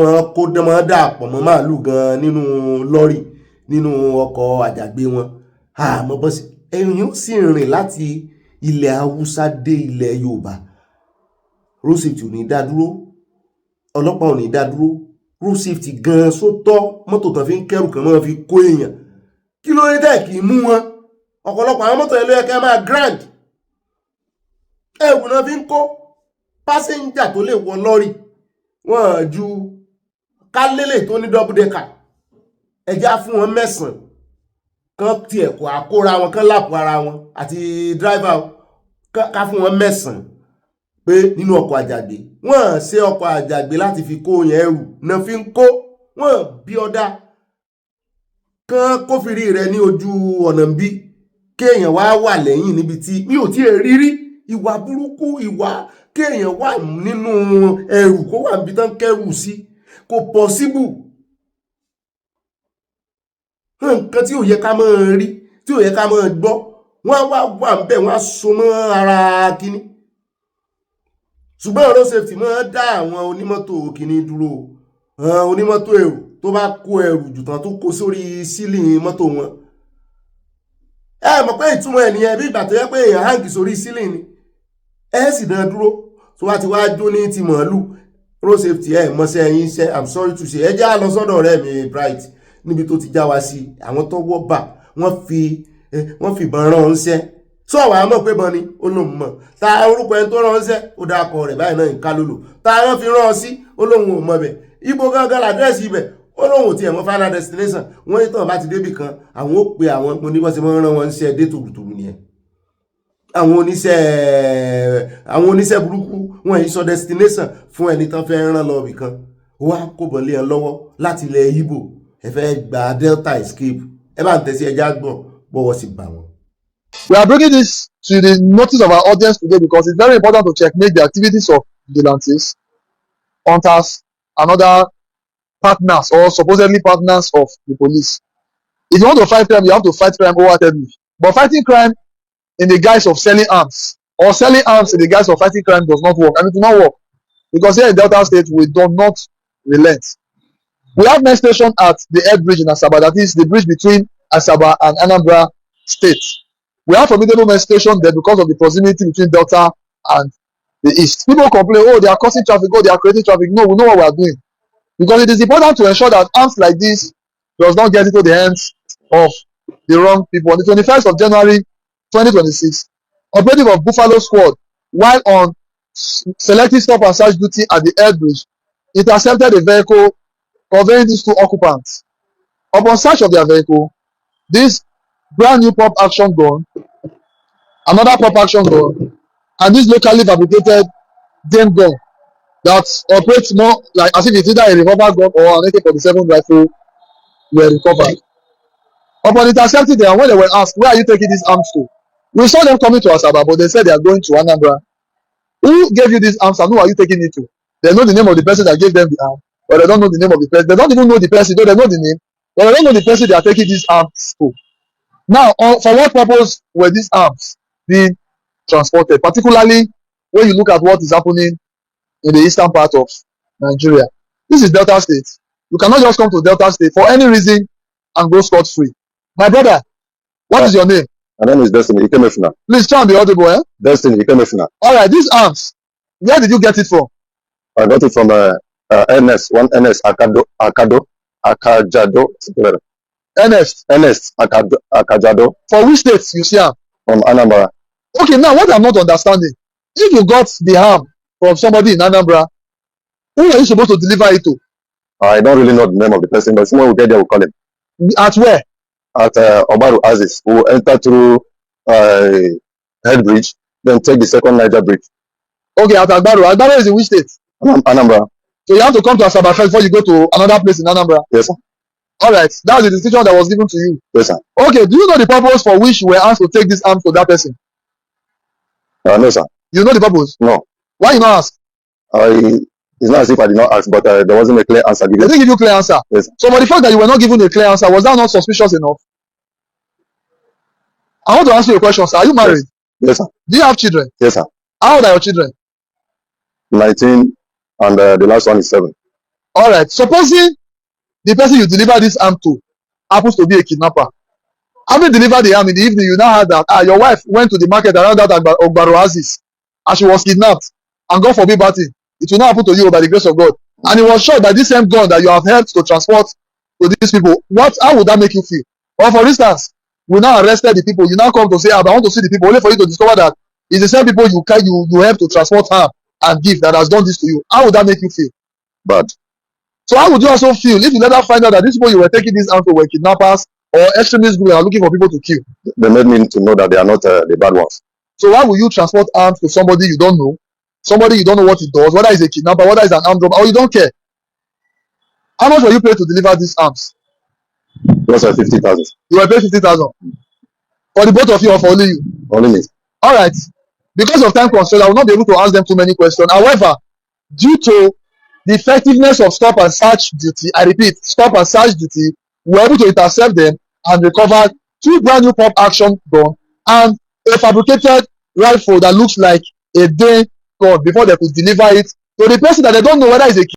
Ó dá náà lẹ́ti gbọ́n yẹn yóò dáa fún ọ Bright mo gbọ́ ọlọ́pàá pátápátá mo mọ rírì rẹ ọmọ ṣiṣẹ́ takuntakun ẹjẹ́ kó ń bẹ̀ ẹjẹ́ wá fún yín lọ́bẹ̀tì lórí ti arábìnrin tí ó ní wọ́n fipá bá ń lò pọ̀ ọ̀pọ̀lọpọ̀ àwọn ọmọ Nàìjíríà ló ti tàbùkù rẹ̀ bẹ́ẹ̀ náà ni wọ́n gbóhùn sókè wípé eléyìí ó kó bá àwọn tí wọ́n fipá bá lò pọ̀ lóòótọ́ tán ní ìdìrànlọ́wọ́ torí àwọn èèyàn ní bílífù wọn tó bá ti gbọ́ pé wọ́n fipá bá yẹn lò pọ̀ wọ́n ti kọ́kọ́ mọ̀ wò pé ṣé rọ́ọ̀lì eléyìí náà tún pa pé wípé yóò kó bá àwọn tí ìṣẹ̀lẹ̀ sí lóòótọ́ o pé gbogbo wọn kọ́ ló sì ní ẹ̀rí àbí ẹni tí ara rẹ̀ ń gbọ̀n tán fẹ́ fipá bá lò pọ̀ tán yọ̀ bẹ́yọ owó ẹ̀sìn tán ti gba fóònù ọwọ́ rẹ̀ tán sì fi ipá bá lò pọ̀ lóòótọ́ bó lẹ́ni yẹn ṣe fẹ́ ní ẹ̀rí tán ti mú fóònù ẹ̀ tí ò lè ya fóònù tí ò lè ya nǹkan tán sì fipá bá lò tó bá wá jáde tó bá wá sọ òkè wọ́n máa mú lọ sí hospital ọmọ hospital náà ló járó eléyìí ó ti dáa bẹ́ẹ̀ bóyá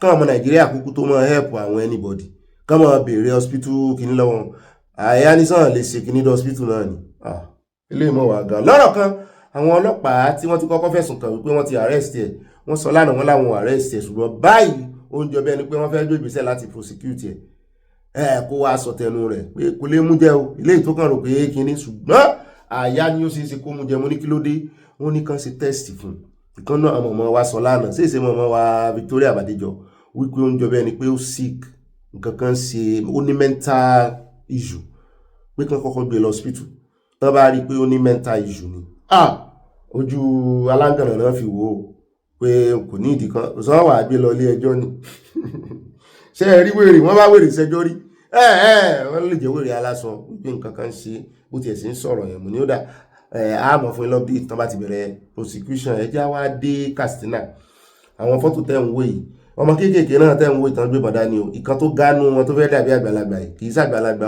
àwọn ọmọ kéékèèké proliferation of weapon ó ti pọ̀ gan Nàìjíríà wọ́n wá ní Katsina State Hausa people make up 80% wọ́n làwọn Hausa ń bínú of the population yet the governor all 3 senators all 3 federal House of Reps member and 95% of local government chairmen are Fulanis.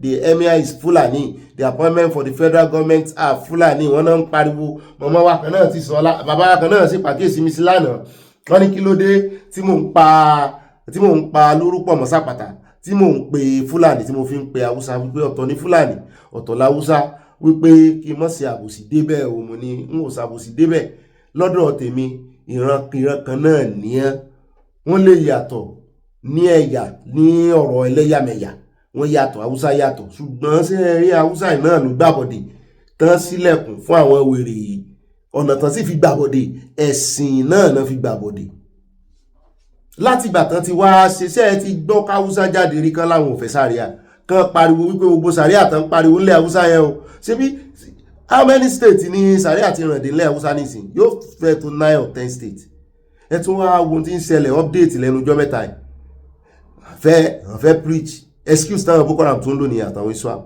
fẹ́ wá preach bẹ́ẹ̀ bá ti gbọ́n láyà wọ́n pa yín ni irú preaching wo wá nìyẹn kí ló lẹ́nu kẹ́ wá preach ẹ wá preach kò sẹ́ni tílẹ̀ òfẹ́ fún un wá ti jẹ́ pé ẹ̀sìn gidi lẹ́mọ̀ pẹ́ ń ṣe so ẹ̀sìn náà fi gbàbọ̀dé torí ẹ̀ lèmi ṣe máa kó wọn pọ̀ mọ́ ní ohun òfin sàbòsí o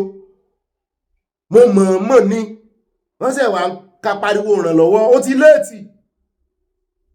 ti léètì bóníkàlùkù bá lọ lọ́tọ̀ọ̀tọ̀ gan àwọn àtìrán Fúlàní náà jọ wà kàn kí Fúlàní kó borí wọn ìkà ni wọ́n ọ̀hún ló gbàbọ̀dé ẹ̀mọ́ ìjẹ̀kan àwọn tẹ́wọ́ pẹ́pẹ́pẹ́pẹ́ wípé àwọn ò mọ̀ kílẹ̀ ẹ̀mọ̀ kò dùn mọ́ yín ni tó bá ti di ọ̀rọ̀ politics ní ìsìn ẹ̀rí wọn àwọn wọn mọ ẹlẹ́yàmẹ̀yà ṣe lórí ọ̀rọ̀ politics ìgbẹ́ làwọn Haúsá ní wọn sọ pé àwọn pọ̀ jù á lọ nígbà tẹ́ wá mọ̀ pé pọ̀ jù á lọ kí ni ìrànlọ́wọ́ ẹni tẹ́ pọ̀ jù lọ kí ló fẹ́ dà fún ìrànlọ́wọ́ ẹni tí ò tó yín ní population kí ló fẹ́ dà fún lẹ́yìn tẹ́ lérò tẹ́ pọ̀ irọ́ o wọ́n tàn ní a sì ní gbà wọ́n sì wà lórí ọ̀rọ̀ wọ́n tún fẹ́ mú sàríà yẹn báyìí wọ́n ti sẹ́tù ilẹ̀ Haúsá tán wọ́n fẹ́ wá mú kọjá sí ilẹ̀ Yorùbá àwọn ọmọ ìrankíran kan náà tán pera wọn lọ́mọ Yorùbá wọ́n fi pákéèjì ọmọ Yorùbá kọ́fà wọ́n ti gbọ́ Yorùbá torí pé wọ́n bí wọn sílẹ̀ Yorùbá ṣùgbọ́n ìran Fúlàní ni wọ́n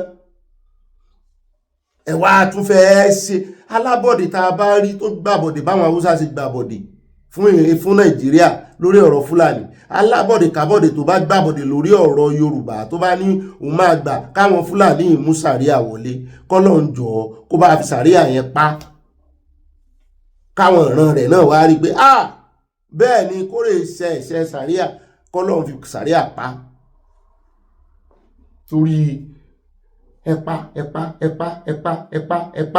ebi èèyàn kan náà mú lánàá lára àwọn Fúlàní náà tún ni tán sọ wípé ó wà clerics ni àwọn oníwàásù ọ̀ràn tán ní ó wà lára àwọn tí ó fẹ́ dìtẹ̀ gbàjọba kí ló tún nígbà tí ìṣológun kí ló tún kan oníwàásù ọ̀ràn nípa pé wọ́n fẹ́ dìtẹ̀ gbàjọba kẹ́ ẹ bá mọ̀ wípé wọ́n fẹ́ gba orílẹ̀ Islamization yẹn ó wà bẹ́ẹ̀ àlèrè jù báyìí lọ́nà abala àfipáka ní pápá àpẹjẹ ń pe àyáwọlé ìjàdí káyàwájú adébẹ̀ inú abala èèyàn olólùfẹ́ wa abala comment section gbogbo ọ̀rọ̀ tí arákùnrin yẹn sọ lánàá lórí ọ̀rọ̀ under my foot ó ríǹgì lórí mi ni ṣùgbọ́n ọ̀rọ̀ bàbá Sunday ló kọ́bà ròyìn yẹn ọ̀pọ̀lọpọ̀ àwọn èèyàn sọ ń pa rẹ̀ kò gbé ó jìnnà síra wọn báyìí ni Ọlọ́run ló sì ṣe bẹ́ẹ̀ kó lè kí ìrìn àjò ilé bá yá ni àdúrà kárí ń ta fẹ́ gbàgbà lọ́wọ́ olódóodẹ ní kẹ́ mọ́ gbà bó sì rọ̀nù Nàìjíríà ò kàn yín o ṣé ẹ dìbò fún ni kí ló wá kàn wá ń bẹ bó sì rọ̀nù Nàìjíríà kò kàn wá o ń táwà fẹ́ gbà lọ́wọ́ rẹ̀ ní kẹ́ ẹ jẹ́ káwá gbogbo ọgbọ́n tá a fi gbà á aya sùnlẹ̀ mọ́ bínú. mo mà tún kí n káàbọ̀ sínú abala comment section abala èèyàn olólùfẹ́ wa at Mrs. C Power wọ́n ní God will bless this Igbo woman for telling them the truth about Sunday Igboho and to let them know that Sunday Igboho is not the same with Nnamdi Kanu. Mọ́ọ̀mí Abala Ògúndọ̀ làwọn ní ẹ̀yin ọba kíyèsára ẹ ti kẹ́ ẹ ti kékeré pẹ̀ka ìrókò àwọn Fúlàní wọ̀nyí bí bẹ́ẹ̀ kọ́ wọ́n á gbẹ́bọ bí wọ́n bá dàbí àwọn tí ń gbẹ́bọ rẹ̀ dì wọ́n ti ẹ̀ gbẹ́bọ wọ́n ń pa ẹni tó gbẹ́bọ wá ni ẹ pé àjọ tó ní ìrònú Ọlọ́run á máa fi sọ rẹ̀ sọ gbogbo wa mi love from Amadola. Màámi Grace olùṣòótọ́ wọn ní òbí ọ̀rọ̀ ọ̀run àtayé kúkú yé èmi ní tèmi ò nítorí nínú ọ̀rọ̀ ni ìyè wà olóye ni ọ̀rọ̀ náà yóò yé o wọ́n tẹ lọ́ọ̀sì àti nǹkan panu. Mọ́ọ̀mí Fúnmilọ́lá Bello wọ́n ní Ọ̀gbẹ́ni Bobby ibà kéde fún Yorùbá Nation káfàtà òbí ọ̀rọ̀ orílẹ̀-èdè Nàìjíríà ti di èèmọ̀ tí wọ́n ń pààyàn bí ẹni pẹran bẹ́ẹ̀ ni wọ́n ń pa ọba Obi love you too màámi wọ́n tẹ love sí a ti kìlọ̀ títí wọ́n gbọ́ ni pé yóò tó mọ́ kan àwọn ọba àwọn politician ni ó kàn máa dúró de tiwọn lẹ́yìn tàwọn ọba. Mọ́ọ̀mí Grace olùṣòótọ́ wọn ni mo kí Obi àti àyá gbogbo àwa ọmọ orílẹ̀-èdè Oòduà káàkiri àgbáyé pé a kú ọjọ́ ìbùkún òní ìbùkún Olódùmarè kò ní fàyè gbogbo wa sílẹ̀ ní orúkọ ńlá Jésù Kristi àmín Yorùbá Nation no going back. Bẹ́ẹ̀ náà ni ẹjẹ́ àdọ́dọ̀ Mọ́ọ̀mí Olúfúnkẹ́ Fájìmọ́lú wọn ní kí Ọlọ́run tètè dé sí ilẹ̀ Oòduà ní 2026 yìí ní onítorí pé a kò lè gbé papọ̀ pẹ̀lú àwọn wèrè Fúlàní yìí mọ́ kí Tinubu jẹ́ kí ọmọ Oòduà máa lọ o kó má fẹ̀mí wa wéwu mọ́ nǹkan ṣe Tinubu fúnra rẹ̀ ó ń tọrọ àlòkù jẹ́ẹ̀tì ìjọba Germany.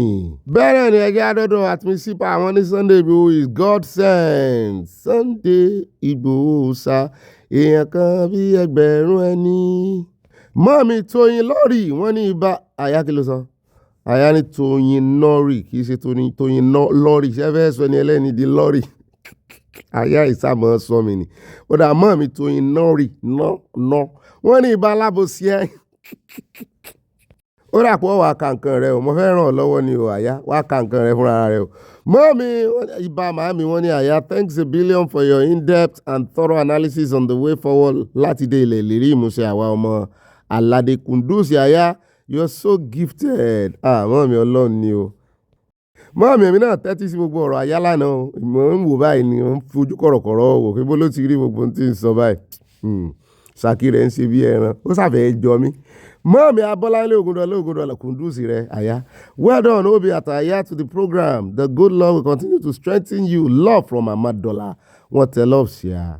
Amen gbogbo àdúrà tẹkùn gbà fún mi yóò ṣẹmẹ́yìn náà lára àtọwọ̀n yín bẹ́ẹ̀ náà ni Mọ́ọ̀mí Mùsùlùmọ́lá Olúwo tèmi nìpọ́ wọ́n ní Bobby mi ó dáa bẹ́ẹ̀ ẹ̀rùfà ẹ̀ máa fẹ́ lá àwọn ọmọ Fúlàní oníbẹ̀lẹ́nu tí wọ́n rápálá wọ Nàìjíríà tán wọ́n sọ ara wọn di pàtàkì sí wa lọ́rùn wọ́n ní olódò dẹ̀ máa jayé rẹ̀ nìṣó bí ọba àwa sì fẹ́yìn báyìí o wọ́n tẹ̀ lọ́ọ̀ sí abẹ́ẹ̀ ní o ibi tí òye yí àwa dé lórí ibi tí Nàìjíríà wà kó lódò dẹ̀ máa bá lọ ń bá wù kó ṣe gbogbo alátìmọ̀ pé Nàìjíríà kò lè dá kò sẹ́ni tó lè tún ṣe á pàpà kúrò ńbẹ̀ náà ni ṣùgbọ́n Ọlọ́run ó wà lólódò dẹ̀. Mọ́ọ̀mí Grace olùṣòótọ́ wọn ní bá san láàrin ajé ní mo ní pẹ̀kọ̀rọ̀ bẹ́ẹ̀ náà ni bá mi Òkènlá Adédọ̀tún wọn ní olùkùnmí Bobby sí ẹ̀rí wípé ọmọbìnrin yẹn ti ṣe àkóbá fún àwọn innocent ìyẹn àwọn tó bá jẹ́ wípé wọ́n fipá bá lò pọ̀ lóòótọ́ ó ti ṣàkóbá fún wọn.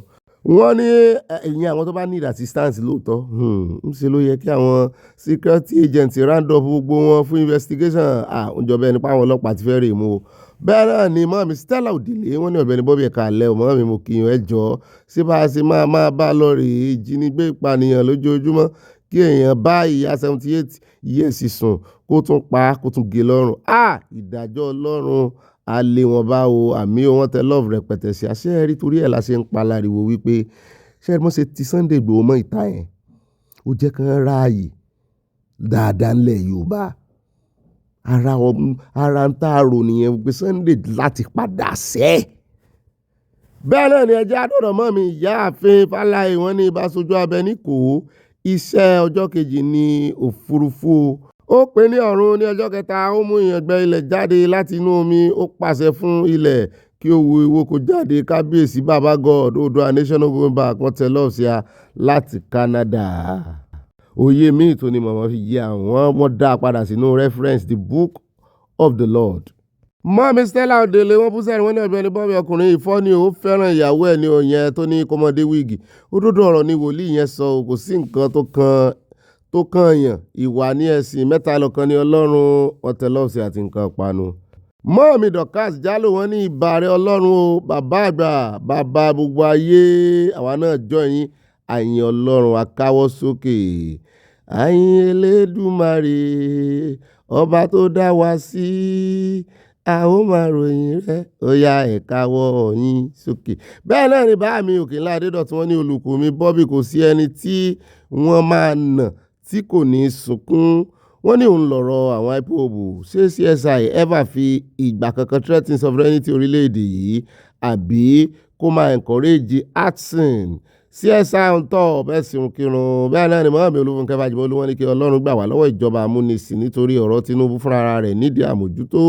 Britain tí wọ́n so wá pọ̀ náà ti ríran rí gbogbo wàhálà tó ń ṣẹlẹ̀. Ogun ń bọ̀ if care isn't taken and we need to move fast to save lives. Báàmì Adétáyọ̀ Adégẹ̀ wọ́n ní òbí ọdẹ tó ń sọ Olódùmarè orí ẹ̀gùn ló máa kú sí. Ẹni fẹ́ wò ṣẹ́jú akàn wọn lápẹ́ létí omi Oòduà national going back ìbùkún ní fún orílẹ̀-èdè Oòduà from network New Jersey USA wọ́n tẹ lọ́ọ̀sì àti nǹkan panu. Ìgbòho ṣá wọn náà ní o ká mọ̀ kó wọn ti lé o. Mọ́mí Christiana Mustapha wọ́n ní ṣé owó inú kóló ni eléyìí ó ga ọ̀ ẹ́ rí bó ṣe pọ̀ tó yóò já kóló yẹn gan bó bá yá náà bá já.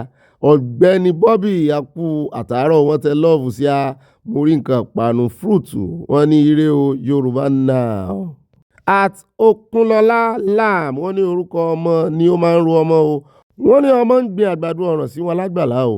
Àgbàdo gbó alágbàlá kò gbọ́dọ̀ ya wàhálà dé alágbàlá ò gbọ́dọ̀ ya àgbàdo jẹ. Òbí ta ni ó ní oríkì yìí mo kí gbogbo ilé ẹgbọ́ ta ló lóríkì o. Olóríkì kò wá sọ oríkì yẹn sì ó sì mú mi ronú ọmọ ọ̀ràn ó gbàgbàdo ọ̀ràn sí wọn lágbàlá alálàáfíà sí lálágbàlá kò lè yà àgbàdo ọ̀ràn jẹ lọ́mọdé àjẹnu ẹ̀ bẹ́ẹ̀ náà ni olóríkì o à ń retí yín o báàbí fọlọ́run sọ́ta nímọ̀ làwọn ní Ọ̀gbẹ́ni Bobby àwọn ọmọ tí ìyá wọn ti fàbẹ́ jóná. Ibi tí Nàìjíríà sọ àwọn obìnrin wa dé nìyí wọ́n tẹ lọ́ọ̀sì àti nǹkan panu sí pé frustration ló rọ́ṣọ́ pọ̀lọpọ̀lọpọ̀lọ. Ìyá ó dà ọmọ mi Grace Olùsòótọ́ mo tún bá yín bí wọ́n ní ìwà ní ẹ̀sìn láyé kì í ṣe ṣọ́ọ̀ṣì mọ́ṣáláṣí tàbí ojúbọ ní ẹ̀sìn ṣùgbọ́n ìwà kálukú ni yóò gbé wa dé ìtẹ́ ògo nítorí náà kí kálukú wa máa kíyèsára kí a máa sọ ìwà wíwù sí ara wa tí ń ṣe ọmọnìkejì wa in fact kálá lè mọ́ sí bẹ́ẹ̀ ni a mọ̀ kogùjà mọ́ mi ẹ̀ ń dúró dè mí nǹkan náà jù o mọ́ mi Grace bẹ́ẹ̀ náà ni mọ́ mi Kudirat Wahab mú mi sí yín ẹkú ọjọ́ mẹ́ta wọ́n tẹ lọ́ọ̀sì àti nǹkan panu rẹpẹtẹ o. Mọ́ mi àbí akíṣemọ́ ìyáálé gbogbogbò nù gbogbo wá pátápátá àti mọ́ mi títí láì wọ́n ní òbí kó alẹ́ o pẹ̀lú gbogbo analysis rẹ lórí sánmà àti ilẹ̀ ó jọ òtítọ́ ọ̀rọ̀ lórí wípé Elédùmarè nìkan lọ́ba Ọ̀gbẹ́ni yẹn jọ Fúlàní ní ìdà kan ó ga Fúlàní ní lẹ́kìtì òun náà fẹnu ara rẹ̀ sọ. Bẹ́ẹ̀ náà ni mọ́mí Mary Odùnú yìí wọ́n ní Bobby mi tó ṣú ọmọ mi you are surest to me. Wọ́n ní àkọ́dá oró kò dàbí àdágbẹ́yìn o kí àwọn ará Sẹ̀tìmà má bínú jù o wọ́n ṣe irú ẹ̀ fún àwa náà ní ayé Buhari a ò tí ì dé àṣẹ mẹ́yẹ bọ̀lápò ní kí wọ́n mú mọ́ra ìsonú ẹ̀kú ó ń dùn mọ́ wa wọ́n mi wò lẹ́sìn mọ̀ mo jójójó lánàá.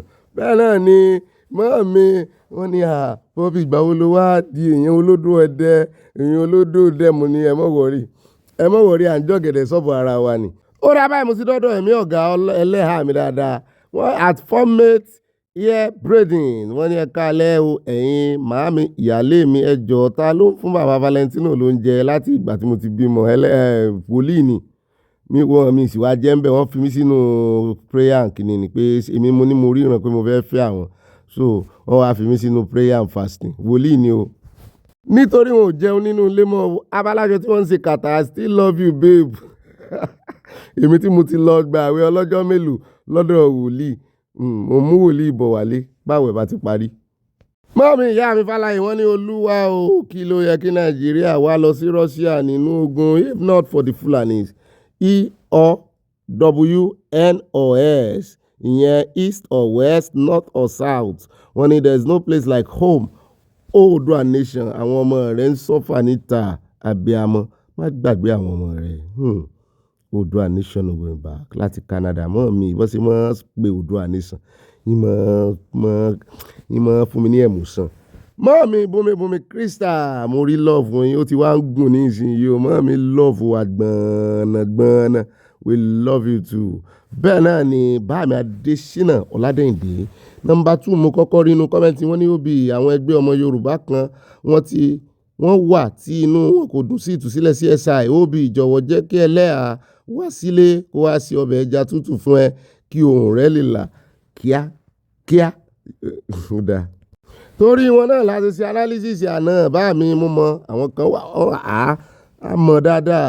Bẹ́ẹ̀ náà ni Adésínà Ọládẹ́yìndé àwọn náà ti ní chance ní ìsinyìí o wọ́n lè torí bọ̀ o wọ́n ní òbí alálùbáríkà jẹ́ ti àmì orí ẹ̀ kò ní burú àmì pẹ̀lú àlàyé ọ̀rọ̀ tó ṣe lórí ọ̀rọ̀ CSI ẹni tó bá fẹ́ kó gbọ́ ohun tí ẹ̀mí ń sọ láti ẹnu òbí àyà ló sọ̀rọ̀ bẹ́ẹ̀ náà ni bá mi Oríọlá bó ṣe wù mí mo ṣe mọ̀ pé wọ́n ní ibà adopamine ìjẹta láti sọ̀rọ̀ adopamine. If there is government, why can't they advise the villagers to accept preaching, then round them up and the villager doesn't want to wait for preaching? Ọkọ ìyàwó ooru àti mú ìyàwó rẹ lórí please. Oríọlá Oris from Dallas, Texas. Òótọ́ ọ̀rọ̀ lẹ sọ ò kàn fi mú wọ́n fi round wọn up ṣùgbọ́n àwọn villagers náà máa wà ń bẹ́ẹ̀. Ọ̀gá o ẹ̀yin preaching tó fẹ́ wá preach fún wọn bóyá pípa yẹn náà ń pè ní preaching o tó bá wá lóòótọ́ wọ́n lè dẹ kinní fún wọn wọ́n á ti jẹ́ kán preach tán tó bá fẹ́ máa lọ báyìí wọ́n á ti lọ dẹ kinní lẹ̀ fún wọn bẹ́ẹ̀ àwọn tó ń bọ̀ wá preach náà tán mọ sí ọwọ́ wọn sáwọn náà mọ́ mi Mary Odùnní mo ti padà dọ́dọ́ wọn ní bọ́ọ̀bì mi tòótọ́ ẹ gbọ́ kí lẹ rí sọ̀rọ̀ ìmọ̀ mi Florence Alade mọ́ mi ní what happened in Ibadan and Ondo State is a slap on the face of all our leaders, kings, governors, and the entire people of Yoruba land. If we don't say anything now, say only down. If we don't do anything now, we don't know whose turn it will be. Ẹni tó kàn ló mọ̀. Mọ́mí ẹni Ọláfọláwíyọ́ àwọn náà gbáradà wọ́n tẹ love tó gùn sí wọ́n fi nǹkan panu sí àwọn àti mọ́mí bomi Krista wọ́n jọ ń compete lórí love yìí náà ni ó sì dá bẹ́ẹ̀ torí healthy competition ni wọ́n jowó ara wọn o. Mọ́mí Victoria Bàdéjọ wọ́n ní ibà ìfẹsọ̀wápọ̀ ikú iṣẹ́ takuntakun Ọlọ́run yóò tún ilé àti ọ̀nà yín ṣe àmì mo ń gbádùn bí ẹ ṣe máa ń gbé wá débẹ̀ nínú ìròyìn yìí o. Oòduà nation no go back ire o wọ́n tẹ love sí àti nǹkan panu ẹ wò ó èmi náà mọ́ wòra mi báyìí bó o ní èmi tí ń wọ́n ọgbọ́n bó o làwọn ọlọ́gbọ́n ṣe ń nímú gbá wọn débẹ̀ ọgbọ́n yín reflect lára mi àwọn èèyàn máa ń rò pé mo máa ń fọ̀rọ̀ yẹn ṣàbùsí ni mi ò gbọ́n sẹ́ bí n bá tiẹ̀ wà gbọ́n sí mo lè gbọ́n tó gbogbo yín mo ń jọ lọ́gbọ́n lára yín o sọ́ọ́lì Olúwa sọ́ọ́lì ewúrẹ́ ń jọlá èmi àtòrin náà ni. Àtàdépọ̀jù Ọpẹ́yẹmí wọ́n ní aláyọ̀ wa ó gbọ́dọ̀ lo wíìgì yẹn sùn kódà kó tún kó páúdà. Ó ga o. Yọ yẹ ń bá mi kò ní yẹ lẹ̀. Bẹ́ẹ̀ ni Mrs. Sipawa wọ́n ní not only Badijo, what about Abba Kyari? During the time of Buhari regime, Buhari gave him freedom. Ó tọ́mọ̀ ni ọlọ́pàá yẹn. At Dutchman Pans wọ́n ní ibà Islamic singer bá mi bá a ṣe rí inú o àfi gbé àwọn mùsùlùmí wa lárugẹ ní bẹ́ẹ̀ náà ni at Isaac Strong Tower ẹ mọ̀ kújọ́ mẹ́jọ wọ́n ní the governors are the greatest enemy, they bluntly refuse to be proactive. Bẹ́ẹ̀ ni ká ní pẹ̀lú owó security vote tán gbà wọ́n wà proactive pẹ̀lú ẹ̀ lóòótọ́ ni ní mọ́ gbọ́rú ogun tá à ń gbọ́ yìí. Bẹ́ẹ̀ náà ni at Florence Alade mọ́ mi ní ibà ọ̀rọ̀ pọ̀ ọ̀rọ̀ olóyè Ìgbòho kò yé ọ̀pọ̀lọpọ̀ tí wọ́n ń sọ wípé ó ti gbàgbé òmìnira Yorùbá aláìmọ̀ wípé àyíníke àti àyínípadà ni wọ́n ń lò ẹni tí yóò bá mú ọ̀bọ yóò ṣe bí ọ̀bọ Oòduà nation no go back àwọn tẹlọ́ọ̀sì àti nǹkan panu. Bẹ́ẹ̀ náà ni mọ́ mi Mùsùlùmí Olúwo tèmi nìkan wọ́n ní Ọ̀gbẹ́ni Bobby tèmi nìkan olólùfẹ́ àwa sí màmá Emílẹ̀ Nkesi professional agbéwìrì lọ́mọ oní kóló yìí bí wọ́n ṣe máa ń ṣe nìyẹn wọ́n máa ń sọ ẹni tó nídìí aláìní ni kí lẹ fẹ́ kírú eléyìí ṣe tó bá wà nínú ìjọba eléyìí ó kó gbowó òlù sí kóló ni o mo rí nǹkan ìpanu tẹ̀sí àmọ́ mi yóò yẹ yín àti fẹ́ ẹ jẹ́ wá dọ́dọ̀ at Adéyanjú Sunday bá mi ní Ọ̀gbẹ́ni Bobby mind you by calling Hausa instead of Fulani from your statement because Hausa people already made it clear that they are different from Fulani. Bá mi, they are not different. In fact, wọ́n ṣe túmọ̀ tẹnumọ́ ni they are not different. Kánà different ni pẹ̀lú àdúrà àbọ̀dẹ̀ tán gbà fún ìran fún Nàìjíríà pẹ̀lú àdúrà àbọ̀dẹ̀ mélòó làwọn Fúlàní tán fi gbà bọ̀dẹ̀ torí ọ̀rọ̀ ẹ̀sìn ǹjẹ́ ti Hausa kankan tó tẹnu àbùkù lu ọ̀rọ̀ kíní wọn rí ọ̀rọ̀ àwọn ṣàṣàrí àwọn tán fi ń ṣòṣì níbẹ̀ wọn ṣe ti ra Hausa kankan tó sọ Hausa tó condemn tán láwọn ò fẹ́ kò ń ṣe orílẹ̀-èdè wọn náà ìlú wọn náà ti ṣe gbogbo ẹ̀ mi ò ní yé sọ o ìkànnì náà méjèèjì wọ́n bá ara wọn dọ́gba ẹ̀sìn náà fi gbàbọ̀dé fún wa. òun náà làwọn ọmọ ọ̀ràn kíran kan sì fẹ́ mọ́ dáwọ́lé ní inú Yorùbá nation nítorí ṣẹlẹ̀ sàwúsá náà fẹ́ ṣe fún àwọn fẹ́ gbàbọ̀dé fúnra Yorùbá. bẹ́ẹ̀ náà bá mi sọ ti yé yín bẹ́ẹ̀ náà ni at Kate Kukunana Joyce wọ́n ní Ọ̀gbẹ́ni Bobby àwọn ọmọkọ́mọ tí wọ́n máa ń dí ọ̀nà fún àwọn tó jẹ́ ní tó náà fi pábọ̀ ń lò pọ̀ tí ò sì rí bẹ́ẹ̀. They will make it difficult for other genuine people to get help. She should treat her mental health. At MBJ, wọ́n ní ọba Obi àti àyà ẹ kó ètò Ọlọ́run ní tó young guys stop causing problem for yourself. Tinubu is our father. Stop saying ìsọkúsọ. At mọ́mi Baliki Ìṣófọláhàn wọ́n ní Ọ̀gbẹ́ni Bobby ẹ kú iṣẹ́ ọpọlọ o. Ṣé ẹ rí ìlú tí wọ́n ti jí àwọn ènìyàn gbé yẹn Èkìtì ni wọ́n pín wọn mọ́. Ó yà mí lẹ́nu ìgbà tí mo lọ síbẹ̀ tí mo ní Èkìtì local government òsì ó kọjá Ọ̀fà àti Òmùàrán Dìwálì díẹ̀ ṣùgbọ́n gbogbo bàtà tí wọ́n gbèrò yín Kwara tá a mọ́ gbọ́ Èkìtì local government èmi rò pé Kwara náà wà ní.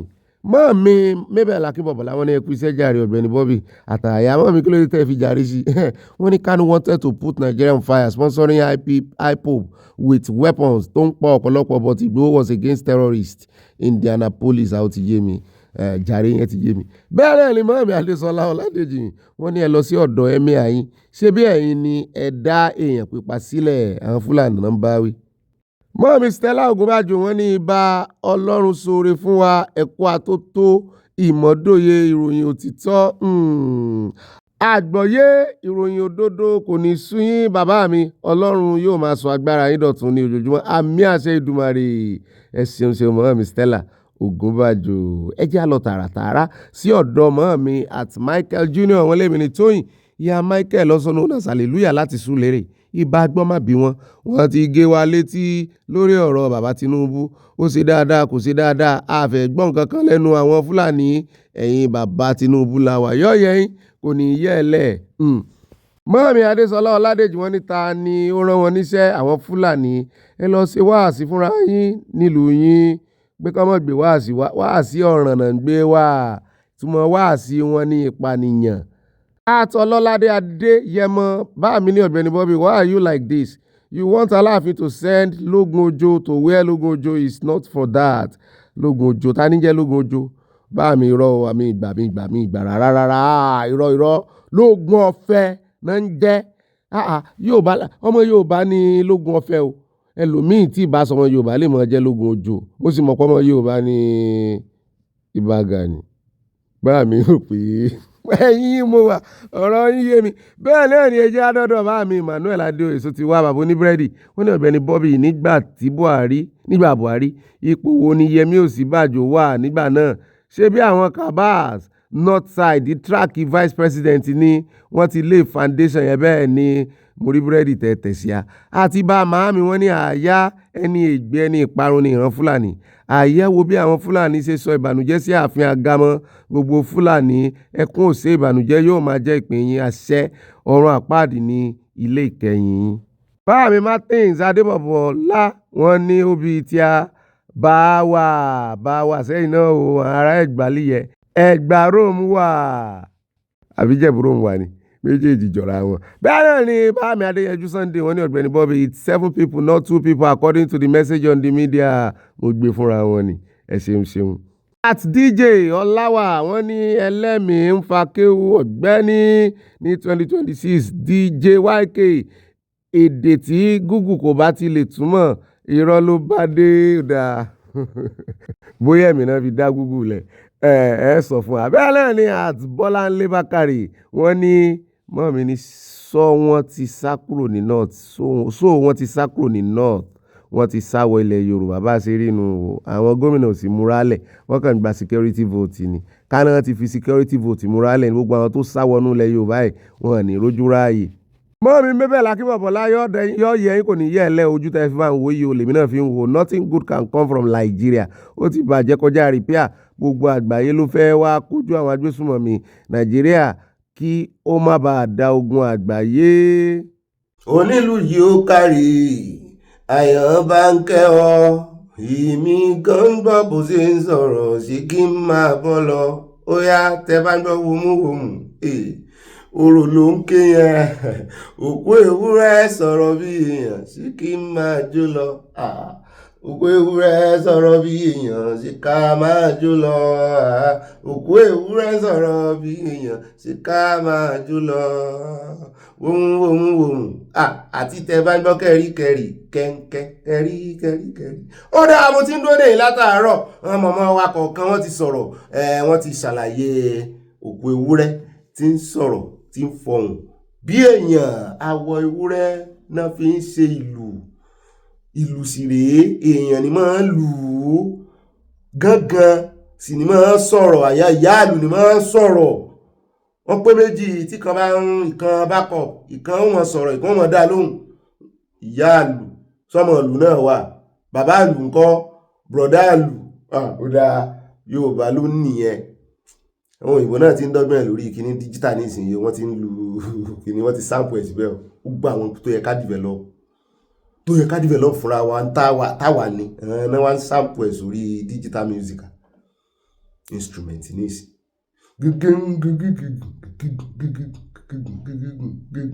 ewúrẹ́ ti ń sọ̀rọ̀ bí èèyàn nù yọ àmọ́ sọ̀rọ̀ ó káyà àyàn mi ó dà pé n ó gba àyàn lórí ìkànnì yìí ó táàmù fi àyàn táàmù fi sí oríkì gbogbo wa àbáni sọ̀rọ̀ yìí mọ̀ ó dá àwọn ẹjọ́kòó déédéé ẹ wá nǹkan fìdílé as per thank God is Friday as per Jímọ̀ olóyin fún àwọn mùsùlùmí fáwa kìrìsìtẹ́nì náà wíkẹ́ndì ó ń bọ̀ náà nù by Sunday àwa náà ó lọ ilé ìsìn àárẹ̀ ìsìn Ọlọ́run bó ti ẹ̀jẹ̀ pọ́lọ́run ní ìsìn wa ó lè já wá mú ní ẹ̀kúnrẹ́rẹ́ báyìí káwọnú ìròyìn lẹ́kúnrẹ́rẹ́ lọ báyìí bá ẹ wá nǹkan panu tẹ́ẹ̀mọ̀ fi sọ̀rọ̀ àjìyà lẹ́yìn tẹ́ ti jókòó dáadáa ni o bẹ́ẹ̀ náà ni kẹ́ wá nǹkan tẹ́ẹ̀mọ̀ fi ti sọ̀hún bẹ́ẹ̀ náà ni bọ́wọ́ bá dilẹ̀ báyìí ẹ̀ bá yọ bó bá dénú yín ni o kì í ṣe tipá ti kú ẹ mọ̀ bá fi ránṣẹ́ sáwọn olólùfẹ́ yín ìmọ̀ràn yín kó wọ́n sì ju 5 lines lọ mo rò pé àwọn tí ń kọjú 5 lines lọ náà kì í ṣe pé bóyá wọ́n mọ̀ ni ṣùgbọ́n wọ́n ti gbà wípé àní lò àwọn èèyàn kà àní sọ síta ṣùgbọ́n àwọn èèyàn rí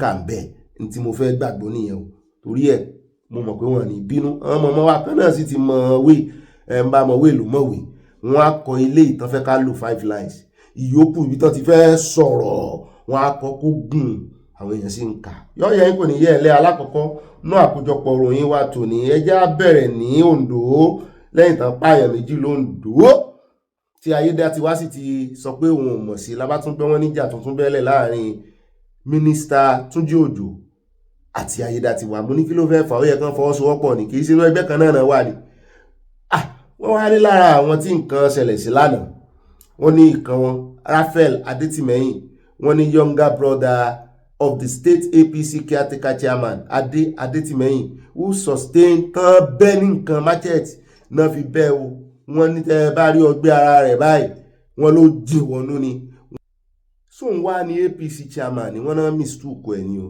wọ́n ní wọ́n rò pò ní wọ́n ló jọ brother ẹ̀ mo lélẹ̀ ìlágbára o ó jọ brother rẹ̀ wọ́n ní bẹ́ẹ̀ ni wọ́n rò pò ní APC chairman caretaker wọ́n bá ṣàǹṣà àyà wọ́n ní bẹ́ẹ̀ náà ni wọ́n tún jó mọ́tò rẹ̀ nínà o kan tó wá rọ̀ṣẹ̀ lọ sí hospital ó sì wà ń kóma lórí ìkíni òun wá Ayédatiwa náà tó ń tẹ́wọ́ òun mọ̀ sí òun ti sọ fáwọn ọlọ́pàá hoodlums ni mo ní èèyàn méjì kú lẹ́yìn ṣe báyìí tẹ́wọ́ pẹ́pẹ́pẹ́. By party tradition and structure, the governor is widely regarded as the leader of the party, one at the state level, just as the president occupies that position nationally. As a minister appointed by the president, Túnjí Òjó technically falls within that federal hierarchy. However, recent developments suggest that Ondo State chapter of the APC has quietly split into 2 blocks, one aligned with Governor Ayedatiwa and one with Interior Minister. So, tí Minister bá ti wá láti state kan, so ni ó wá gba ipò olórí ẹgbẹ́ òṣèlú bẹ̀ ni. Tán sì jọ wà lẹ́gbẹ́ òṣèlú kan náà wọ́n lè fọwọ́sowọ́pọ̀. N tó ṣẹlẹ̀ ní Benue náà nìyẹn o, láàrin gómìnà wọn Aya àti SGF.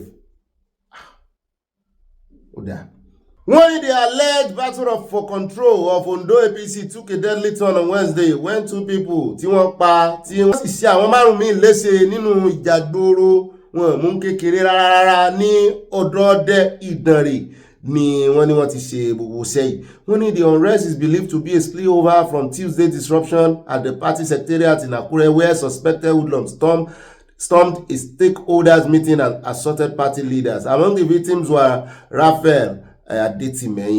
Wọ́n ní ṣùgbọ́n gómìnà Ayédatiwa ti deny pé òun ò lọ́wọ́ ń bẹ̀, òun ò lẹ́sẹ̀ ń bẹ̀, kò sí bẹ́ẹ̀ sí lè ro ẹjọ́ yìí tó lè kan òun. Bẹ́ẹ̀ bá ti rí àwọn hoodlums yìí mú, ẹ béèrè ta ló rán wọn. Mú ní iṣẹ́ wà lọ́wọ́ àwọn ọlọ́pàá ńgbà náà.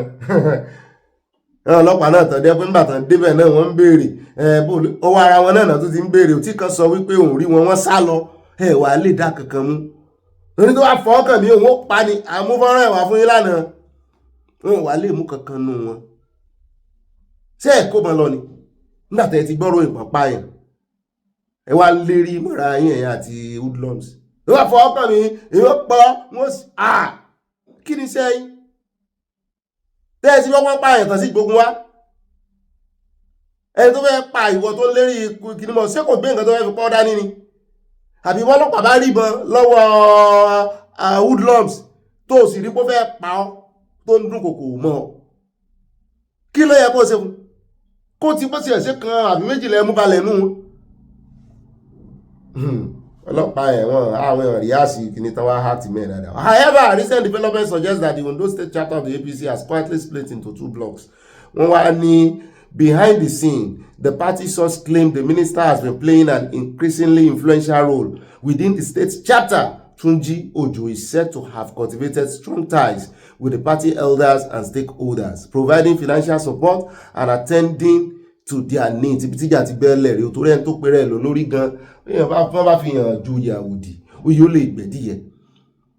Mi ò mọ̀ díbò ní ẹni tó jẹ́ gómìnà kan ṣe fẹ́ ráàyè rójú ráàyè kó fi tí ó fi ṣètò ẹgbẹ́ tí ó fi jó lórí ẹgbẹ́. Ìwọ tó ń sì ń ṣètò òlù, ìwọ tó sì ń ṣe ètò òlù lọ́wọ́ tó sì ń láàgùn tó ti tẹ̀ ń wúru funfun lórí ẹ̀. Sẹ́ẹ̀tù wọn aráyè tẹgbẹ́. Wọ́n ní ẹ̀sùn kan fi kan Ayédatiwa nìyẹn pé kò ráyè ti ẹgbẹ́. Ṣùgbọ́n tó jẹ́ mínísítà ráyè tẹgbẹ́. Òun gan tó ń fún wọn lówó. Wọ́n ní àwọn tó jẹ́ elders nínú ẹgbẹ́ APC wọ́n wà lóyà sí. Wọ́n ní he is also believed to be coordinating various supporting groups working for the President Tinubu's re-election across the state. Bí Wike ṣe ń ṣe láì kárí Fubara silently làwọn ṣe tiwọn. Wọ́n sì ti mobilize. Ó dà ìwọ Ayédatiwa náà tó wá ní control state. Kí lẹ ti bẹ̀rẹ̀ sí ní ṣe fólódódé? Ṣé Ayédatiwa sì ń padà bọ̀ sí second term kọ́ yìí? Táwọn bá ti fẹ́ padà wà mọ́ fún second term wọn kì í dẹ̀ ń ṣe rí pé ọ̀pọ̀lọpọ̀ gbà state ẹgbẹ́ wọn ní candidate ló máa ń fẹ́ force lé gómìnà lórí. Ayé tá a sì wà gómìnà fẹ́ fi candidate ti ẹ̀ bẹ́ẹ̀ torí àwọn àṣírí kan kó mọ́ bá tù mo rò pé òun ló fa ìjà. Ṣùgbọ́n wọ́n ní ọ̀dọ̀ àwọn méjèèjì àti Túnjí Òjó àti Ayédatiwa wọ́n ní wọ́n sọ pé àwọn bára àwọn jà o níta gbangba o. Wọ́n ní ṣùgbọ́n ẹ ń bá lè rí ìdìdì and writing on the wall yọmọ. At the recently concluded 50th anniversary celebration of Ondo State, both men publicly displayed cordiality. Viral video showed them exchanging warm embraces at the government house in Alagbaka. They also sat side by side at the grand finale held at the Akure Township Stadium, where Tunji Ojo represented President Bola Tinubu. At least outwardly, there was no visible sign. Ṣùgbọ́n wọ́n ní inú lejò ń foró sí.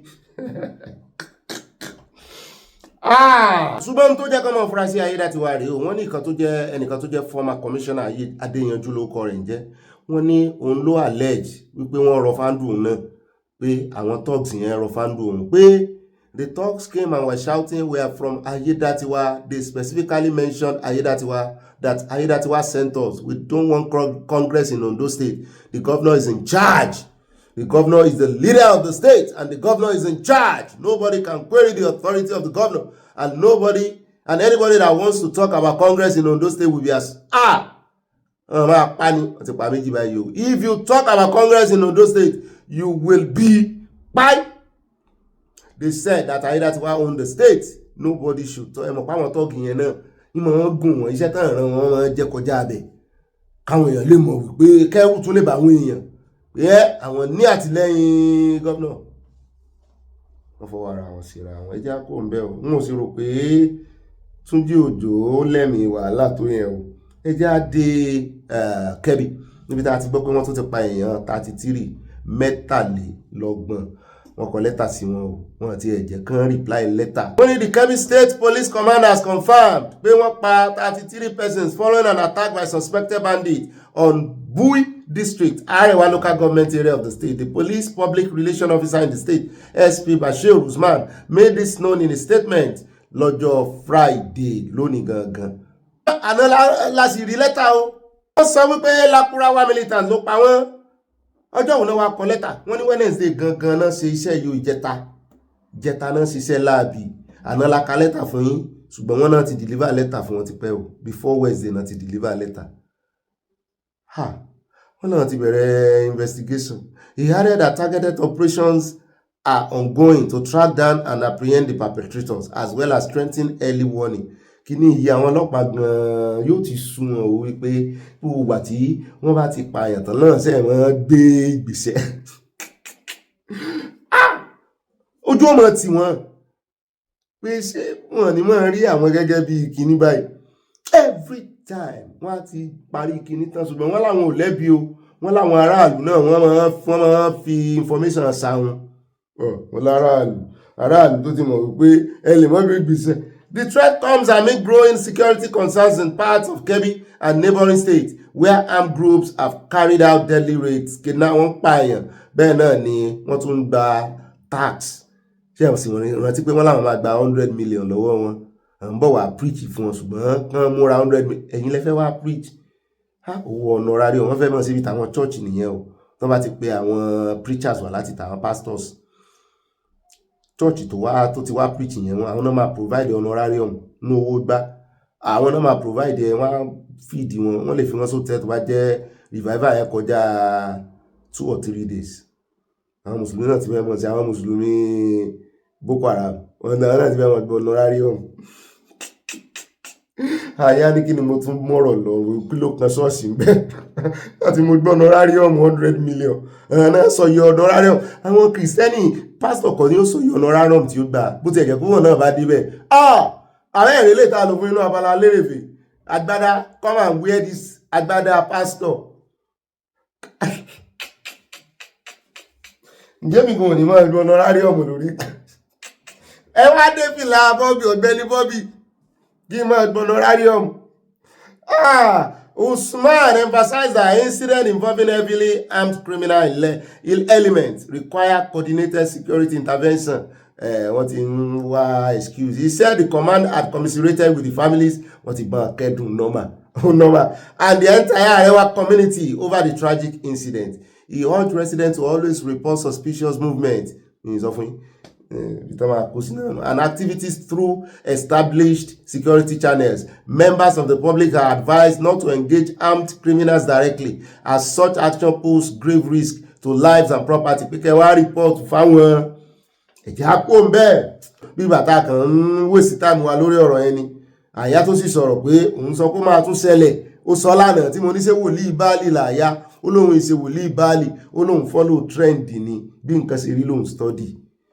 Láìsí prophet àyà gan study ojú ọjọ́ ó ti mọ owó bí ti Nàìjíríà. Ẹ jẹ́ àpò ń bẹ́ o ẹ jẹ́ wá padà sí ọ̀dọ̀ pàtó lọ sórí ọ̀rọ̀ ti El-Rufai torí ìròyìn àti kógojá lórí ìròyìn tòní náà.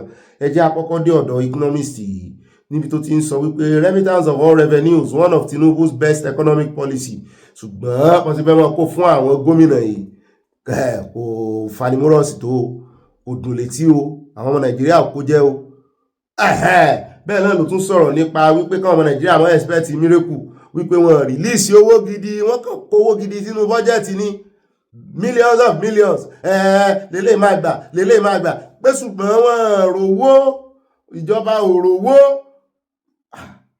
mo ní bóun náà ṣe wá padúrú owó yẹn sínú bọ́jẹ̀tì tán ní kíní kan trillion 54 trillion kan ní last year budget àbí yáì 54 trillion kan ní àbójú bẹ́ẹ̀ lọ bó wá ní òṣè ní sówó ládùúrú ẹnu tí kíní ń lé Dangote tó ní àwọn ti meet up kíní kan barrel 650,000 barrel per day ó yẹ kó translate ìṣòwò fún Nàìjíríà ó dára jágbọ́n lẹ́nu ẹ̀ bá ń tẹ̀sí o yóò ṣàlàyé fún wa. I must say to discuss what the budget means is a proposed spending and proposed revenue. That's proposed expenditure and proposed revenue of a government. Now, it is expected that the budget office would have done a careful review of what is expected before discussing what we are going to spend. I would like to say that most people in the room are culpable. You see, 2025 budget, what was sent to National Assembly was not what was passed, even though it was mildly increased. We have seen in Nigeria where nearly 10 to 20% of budget sent to National Assembly was added, I don't want to use the word added, and returned back for implementation. Most of the things that are initially implemented will include direct transfer to legislature, among other agencies of government. Nobody really thinks where will the money comes from. Here is it. You notice that over the years, at least in the last 16 years that we have watched this economy, capital expenditure has never at any time been fully implemented. It became a major challenge in the last 12 years, where capital expenditure is getting in the real sense. I'm not talking of budgetary allocation of let's do 70-30. Of the 30% out of the 100%, so we have 100% of budget. Most of the time, 70% goes to recurrent expenditure, 30% goes to capital expenditure. We have years where we have done less than 20%. Now, at the end of the year, this perhaps is, I don't want to say first time, but a first time where we have a wider coverage of budget performance. What we have done before is how much was released, which is what we are doing. Now, even at this release level, we are not even talking of implementation yet. How much was done? What we see most of the time is that in spite of the 30% allocated to capital expenditure, talk less of the current expenditure, that 30%, we don't do it awesomely. At the end of the day, when we recalculate, we see that what we have allocated to capital in some instances is only 10%, 5%, sometimes 15%. So why are we wondering that we have a lot of roads that are not constructed? We have a lot of schools that are dilapidated.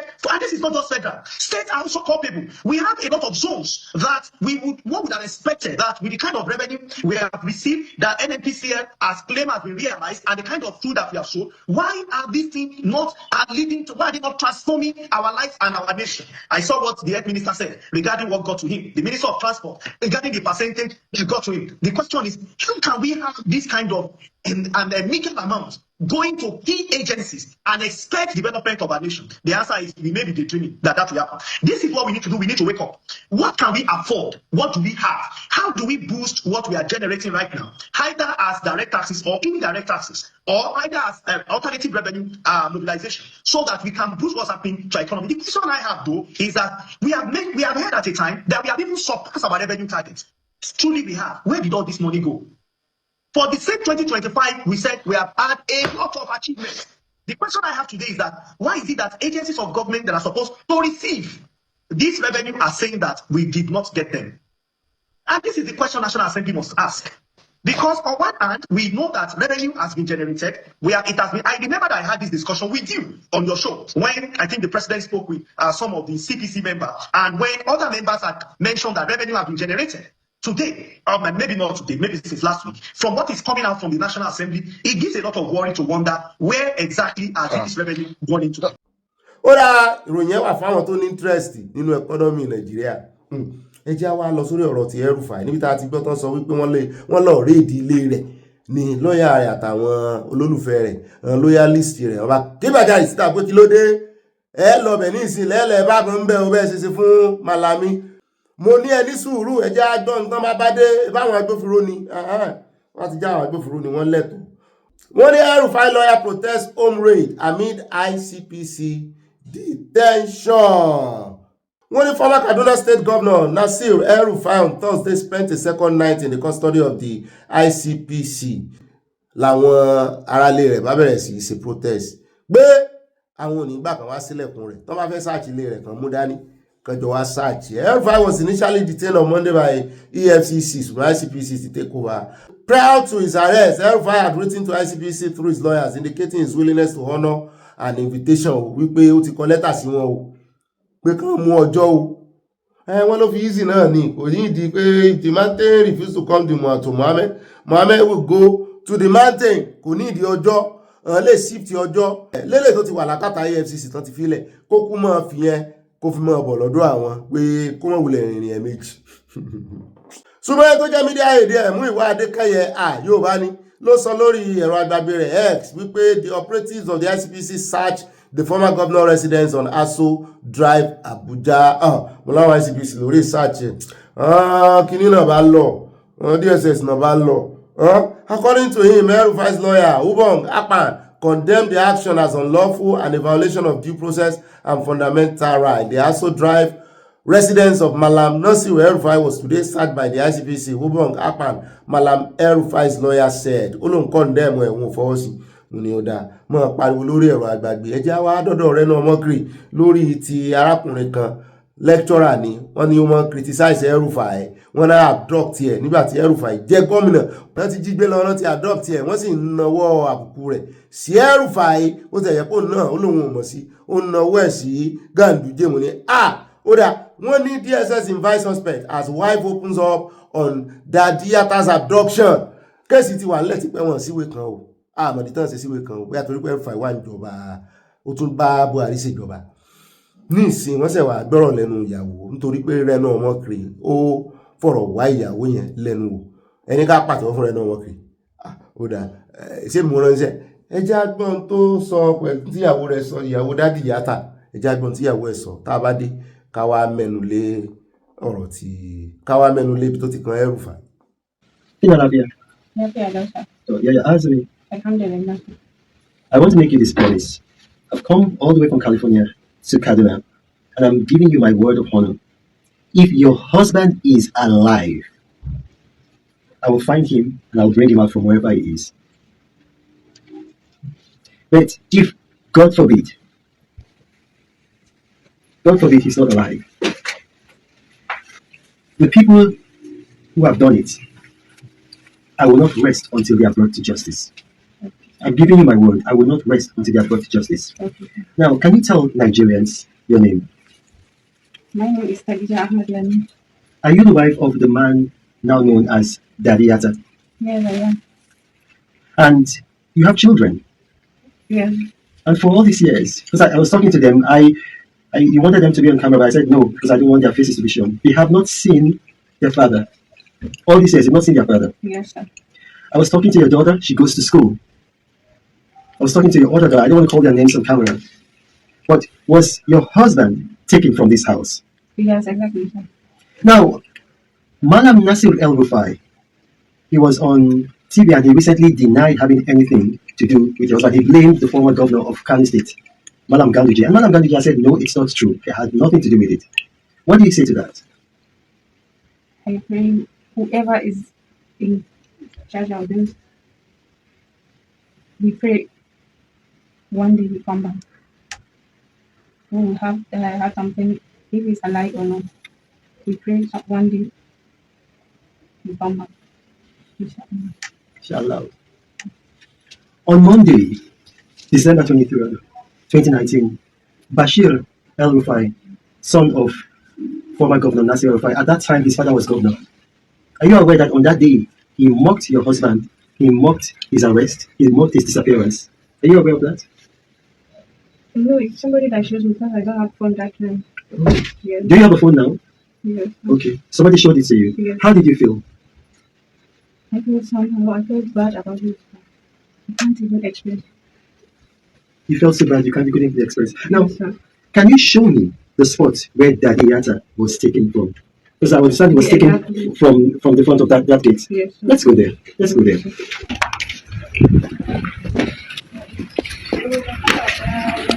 He was in front of this building. Okay, you were there. Oh, you're watching them from there. You actually saw it happen. Oh my gosh. And then where was he? Where was Dadiata? Okay, the car was parked here. Yes. He came out from his car. Yes. And they took him from here. Yes. And so from that day, In 2019, you have not seen him. Nothing. You've not heard from him. Yes. Now, I just want you to imagine that you, a woman, you watched your husband being snatched from his car as he arrived home from work. Not one word, nothing.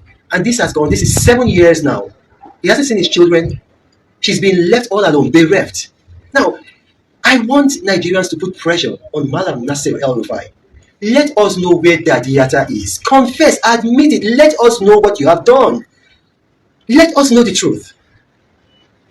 One final word to Nigerians. One final word to say to the people of Nigeria. They should please do whatever they can do to help us check his whereabouts. Even his alive today. This is a very emotional moment, but this is all we can capture for now. Thank you for watching, and may God bless you all. This right here is Fatima. Fatima was just a few months old when her father was taken. She has no recollection of her father at all, none whatsoever. And right here is Hassana. Hassana is now 12. She was 5 when her father was taken. She has a vague recollection of her father. Now just imagine the trauma that they've been going through. Nigerians, imagine the trauma that they've been going through. So I want to appeal to the governor of Kaduna State, whatever you can do for them. The investigation, I'm going to sit on it, but to help their living conditions, probably relocate them, help their education, help their mother with a job. But Nigeria owes a duty of care to this family for what has happened to them. Thank you again. Sẹ́yìn náà ti gbọ́ o, ìyàwó rẹ̀ náà sọ wípé àwọn òmẹ́ni tó jí ọkọ òun gbé náà méjèèjì Kaduna làwọn ń gbé ní tí El-Rufai ti ń ṣèjọba. Ṣùgbọ́n wọ́n ní El-Rufai ní mọ̀ rí ẹ lọ wo timeline lórí ẹ̀rọ ayélujára gbogbo tó ń kọ síbẹ̀ gbogbo àwọn tó ń criticize kì í ṣe bẹ́ẹ̀ criticize ìjọba òun. Ìjọba Kánò tó jẹ́ ìlú rẹ̀ nítorí pé ara àwọn Kwakwansia ni ọmọ ẹgbẹ́ Kwakwanso rí fìlà yẹn lórí ẹ̀ pé ẹni tó wà ń jọba tí ò gbà fún Kwakwanso ń gbà yẹn Ganduje ní náwó sí pé ń ní kẹ́ lọ bí yín sì lóhun ò bá ní pọ́blẹ́mù ìwọ tó ń gbé ní àkàtà rẹ ní ká bí ebi wọ́n ló ní responsibility láti secure life ẹ̀ ń ní ẹ kò gbé lákàtà àwọn náà lọ títí Katsina ní ti ń lecture wọ́n sà ń wá àtàmọ́ wọ́n ti síra wọn ṣùgbọ́n ìyàwó ẹ̀ ló wá ní ìdí tán ṣe ń wọ ọ̀dọ̀ El-Rufai náà ni wípé táìmù tọ́rọ̀ ìṣẹ̀lẹ̀ òun ò tiẹ̀ ní fóònù pé èèyàn kan ló mú fóònù wá tó ní wá ohun tí ọmọ El-Rufai kọ ò kí lọmọ El-Rufai kọ ń gbà náà wọ́n ló sọ wípé it was somebody who showed me the post because I didn't have a phone at that time. She said of the 2019 comment reportedly made by the son of a former Kaduna State governor. When the post had read, those same clans who encouraged him when he was creating false stories and capitalizing on lies that could endanger lives solely for political ends are the same individuals. Trending hashtags asking where is Dadiyat? Ona ló tún hashtag wọ́n lọ́mọ rẹ̀ ló sọ bẹ́ẹ̀ ó níbi táwọn ṣe ń fojú sí ara El-Rufai bàbá rẹ̀ nìyẹn. Dangerous lies in the public space have consequences. I felt bad about it. About the comment here, well, I can't even explain. Kadijat stated, "We're not let it go." She further narrated how her husband was abducted. Ó lọ́jọ́ kan sì gbé ọkọ on August 2, 2019. Ó ń bọ́lẹ̀ láti inú ọkọ̀ ní nínú compound ni wọ́n ya bo àwọn. Làwọn ń yọjú láti ojú window. Ẹni tán ti wá jí gbé lọ láti 2019. Tá àgbúrò ẹ̀ kí la wà iná 2026. That is 7 years ago. So àwọn DSS náà kò sí lọ́dọ̀ wọn kò sí ní àkàtà àwọn ọlọ́pàá kò sí ní àkàtà kò sí lákàtà àwọn tatúniná àbí tó wọ́n sáwà lákàtà àwọn ní ìsìn ó yẹ kán lè sọ pé ọ̀dọ̀ àwọn lọ́wọ́ àwọn ẹni báyìí ló ń bá ṣẹjọ́ lọ́wọ́ o àbó ti kú ni wọn alágbára o wọ́n á ṣàlàyé o táwọn bá tún bò mọ́lẹ̀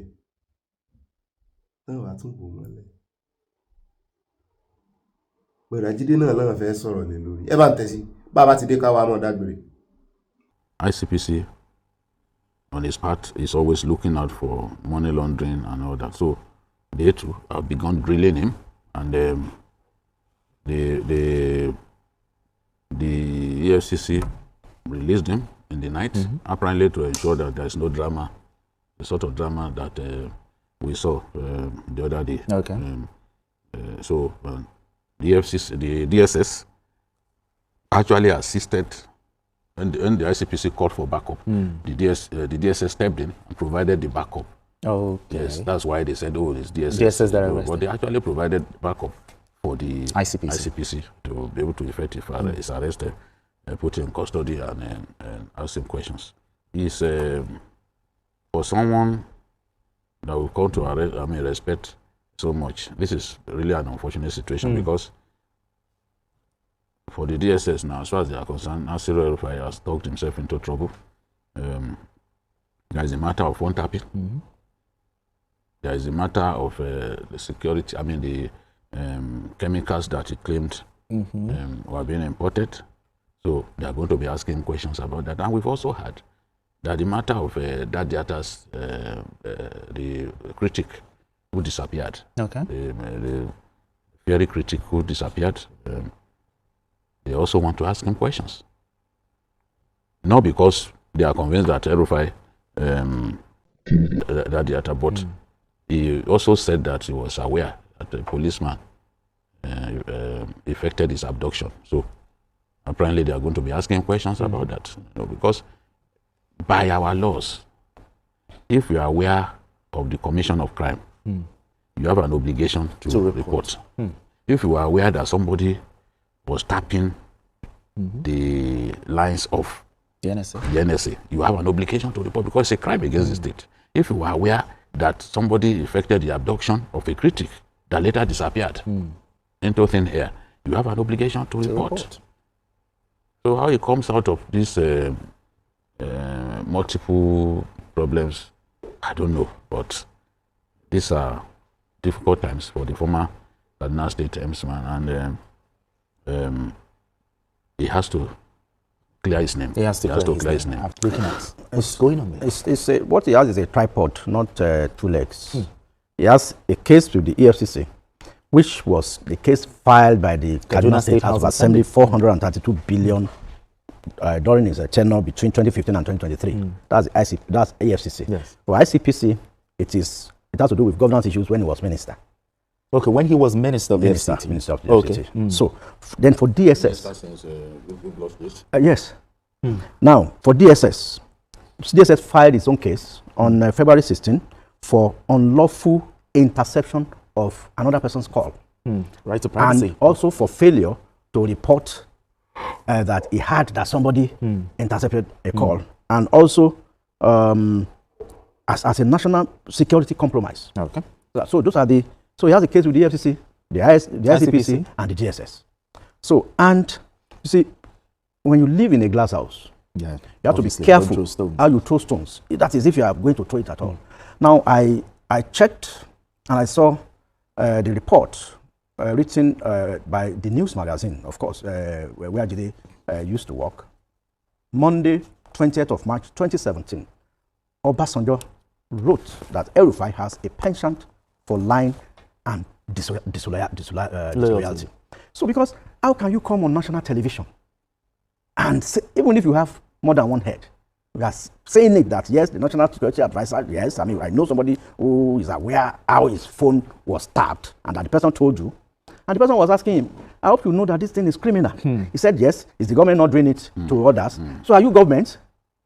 So if the police has the power to arrest criminals, you as an individual too, you say you want to take law into your hands and also arrest people. No. So they are investigating people, they can monitor their lives. Yes, you can, I mean, they have that right. You are not a policeman. You are not a policeman, you are not a security something, and you are saying it boldly. And now you also allege that the National Security Advisor is importing a substance, chemicals, deadly chemicals, slow poison, that can kill 6 minutes, I mean, in as little as 6 hours, and as long as 8 weeks. That is soluble. I mean, they describe all those things. Now, the Office of the National Security Advisor now wrote him that, well, they didn't have such plans. They never imported anything. He never made it public. So, he received the letter, but he didn't talk about it. He published only his own letter. I'll read just one paragraph from what Obasanjo wrote about him. 2017. So I should bring up my comments on Nasir El-Rufai here because of the greatest insult piled on me by the comments he ascribed to me in his book, The Accidental Public Servant, on the issue of third term. He said, Nasir's passion for reputation savaging is almost pathological. Why does he do it? He is brilliant and smart. I grant him that also. But very early in my interaction with him, I appreciated his talent and brilliance. At the same time, I recognize his weaknesses. The worst being his ability to be loyal to anybody or any issue consistently for long, but only to himself alone. So he's only loyal to himself. So he barefacedly lied, which he did to me against his colleagues and so-called friends. I've heard how he ruthlessly savaged the reputation of his uncle, a man who was like, in African setting, his foster father. He said I shuddered when I heard the story of what he did to his half-brother in the Air Force, who is senior to him in age. This is... The thing is, some of what Oba Agoja is saying about him, we have no proof. Yes, but this is published by the news in print. Has every reason to be angry. Because Nasir Rufai was the first to come out to say, indeed, there was an attempt to do that. He will never forgive him for that because of all the people who worked with Obasanjo, his aides. Nasir Rufai remains the closest. The only person who owned up that there was an attempt to do third term. Yes. And Obasanjo knows in his heart that he wanted third term. Even though he has denied this. The denial does not mean that it did not happen. People can deny anything. People will deny. Nigerian politicians, somebody said, look, Nigerian politicians are the biggest liars. You have to be careful with them. And that's why they always try to use us. You know? And so it's all of them. I know that Nasir Rufai has his issues. Yes, disloyalty, Obasanjo was right. But Obasanjo too was not honest about third term. He wanted third term. It took an El-Rufai to come out to tell us that indeed an El-Rufai was in his kitchen cabinet. Yeah, that's true. It's a balance of terror. So he's abusing El-Rufai in his book. We know why. We know why. Ó rà náà láti báyìí kí wá sàn nìkan ló sọ̀rọ̀ arákùnrin kan tiẹ̀ wà tó ń kanjú abẹ́ǹkó ó ní El-Rufai èèyàn burúkú ni. Ó ló burú jèpè ìdílé lọ pé bẹ́ẹ̀ bá ti rí lọ́nà ẹ yàgò fún ọ ẹni àìjí rí ni o. Bọ́ọ̀ bá ti jí tó rí tètè lọ sùn padà kó lè jí rẹ́ lómii o. Mo ní kí ló ṣe fún ọ arákùnrin tó tó yìí. Ó ṣe wá jẹ́ ìgbà tán mú gbogbo yín wá ń sọ̀rọ̀ báyìí. El-Rufai has a lot of questions to answer. El-Rufai's 8 years custody. As for me, the kind of records that I have of El-Rufai, there's nothing good about El-Rufai. El-Rufai was very, very vicious in Kaduna State. What happened to the southern Kaduna people in 8 years? 800 people died in a day. El-Rufai did not flinch. The people that were El-Rufai did not flinch. The people that they destroyed their house with caterpillar, including former government, El-Rufai did not flinch. So El-Rufai is a vicious, crazy, evil person. For me, that's why I said I'm not going to talk. We have to be careful the language we use on national TV. But that's what El-Rufai deserves. El-Rufai is part of the major problem of You really Nigeria. can't use those words because okay, so that's why I said it won't be fair, not using right? those words. El-Rufai is one of the major problems of Before Nigeria. we move on, Mr. Ajadi, I would like if you can withdraw those statements because Malam is not represented here. The only thing I said was that El-Rufai is evil and is vicious. So you would apologize for calling him evil because if you call someone evil, no, I'm not going to apologize for calling you must have proof and evidence to show. Apologize for that. I won't apologize. You know what? I'm giving you his custody of 8 years. Aside from the capital of Kaduna State, go to southern Kaduna. Go and see what is happening there. Go and see the level of decadence there. Is southern Kaduna part of Kaduna State? It is part of Kaduna State. Okay, if I can accept, if you go into records, El-Rufai did interviews that said he paid bandits when he was governor. El-Rufai said he was part of the people that brought terrorists to Nigeria, foreign terrorists to Nigeria. So when they now won the election with Buhari in 2015, these people became a menace to him. So El-Rufai has a look. If I am NSA to the president, El-Rufai will answer plenty of questions, more than you are saying. Well, you are not NSA, Mr. Ajadi. And but the reality is that from records, from monitoring, we have been Nigerians over 50 years. It's all right. I watched El-Rufai be the custodian as the FCT minister. I have personal grudges against El-Rufai. It's obvious. I was given an apartment by the federal government in Abuja because El-Rufai wanted to be a governor. He did not sit in a position as a minister. Mr. Ajadi yarí ó ní personal grudge pẹ̀lú El-Rufai. Mo mọ̀ kìlọ̀ kéèyàn bá ti tójú ilẹ̀ mọ́lẹ̀ gbogbo ìgbà tí ó wà lórí ipò. Ìṣẹ̀lẹ̀ lọ́dọ̀ àwọn ọba náà o. A máa sọ fún wọn bó bá ti wà lórí ipò rọra tẹ̀lẹ̀. Rọra tẹ̀lẹ̀ El-Rufai tí wọ́n á jẹ́ asọ̀rọ̀ sọ́bótò, asọ̀rọ̀ jáàmù. Gbogbo ẹ̀ṣẹ̀ táwọn èèyàn ó tán ti fojú fò tẹ́lẹ̀. wọ́n wá ń kó jọ wọ́n ń sọ̀mìtì ẹ̀ṣẹ̀ rẹ̀ bí ìgbà tó ń dájọ́ ẹ̀ṣẹ̀ pé àwọn rántí eléyìí tó ṣe lọ́jọ́ sí àwọn rántí eléyìí tó ṣe níbí àwọn ò lè forgive ẹ̀ àwọn ò lè dárí kì í ṣe Rúfáì nìkan o ọ̀pọ̀lọpọ̀ àwọn olórí yín tán rò pé àṣegbé wà àṣepamọ́ ló wà o àṣegbé máa sí láyé o ọ̀rẹ́ o ìgbẹ̀yìn ní kóra àwọn olóṣèlú yìí ń ro ọ̀pọ̀lọpọ̀ àwọn tó bá ń wo ìran àti show bí ọwọ́ ṣe ń dun Rúfáì ní ìsìn kò tiẹ̀ tí ìbẹ̀rẹ̀ sí í dùn ọ̀pọ̀lọpọ̀ wọn á tún máa fẹ́ Rúfáì ṣe ẹ̀yẹ ni ṣùgbọ́n táwọn náà ṣe ojú bẹ́ẹ̀ lọ o bẹ́ẹ̀ ni o olóṣèlú tó bá ti ń ná owó òlù owó tó bìlọ́ǹgì sí gbogbo òlù tó bá ti ń ná kì í ṣe èèyàn gidi so táwọn náà ń ṣe jù bẹ́ẹ̀ lọ o ó dá àwọn náà lẹ́tí máa nírí bá lọ́nù ìròyìn tòní oníyànṣẹ́ ọlọ́bẹ̀ṣẹ́ àtàfẹ́jẹ́ náà kọ́ ìbínú ẹ máa pín kó kalẹ̀ kó kakò ẹ má dé èèyàn kankan lóhùn gbogbo ọ̀rọ̀ tá a bá ń sọ lórí ọ̀rọ̀ bàbá Sunday Igboho ẹ̀yin ni kẹ́ mọ́ watch ntẹ́yìn bá gbàgbọ́ ní kẹ́ believe o gbogbo ntẹ́yìn bá ti gbàgbọ́ personally ní kẹ́ believe lórí ọ̀rọ̀ yìí ṣùgbọ́n wọ́n bá fi lè fi ọ̀rọ̀ yìí confuse yín torí ẹ̀ ni mo ṣe ń tẹnu mọ́ wípé ẹ jẹ́ ká lo opportunity sáriwo nìkan náà láwàá mọ́ pa imagine ká ní Sunday Igboho sì wà lẹ́yìn odi ẹ wo wọ́n ṣe penetrate ìran Yorùbá tó wọ́n kan ti ẹ̀ ń sọ Sunday Igboho mọ́ lọ ibì kankan wọ́n rè bá bandit jà o wọ́n yìí ṣe àwọn Fúlàní tó lè halẹ̀ mọ́ o àwọn ilé ìyá wèrè o kìnnìkan o kí ló kàn yín bẹ̀ sẹ́yìn lẹ́fẹ́ kọ bí ó ṣe defend ìran rẹ̀ nígbà tá a sì rí èèyàn mi wọ́n fa àwọn kan joyè àwòdì wọ́n lé ìgbẹ́ díẹ̀ wọ́n ń wòran náà ní ẹjọ́ wẹ́wẹ́ náà ni wọ́n wá mọ̀ọ́mọ̀ wọ́n ti Sunday Igboho mẹ́yìn odi ẹ̀ńtán ti mọ̀ wọ́n mọ̀ wípé ó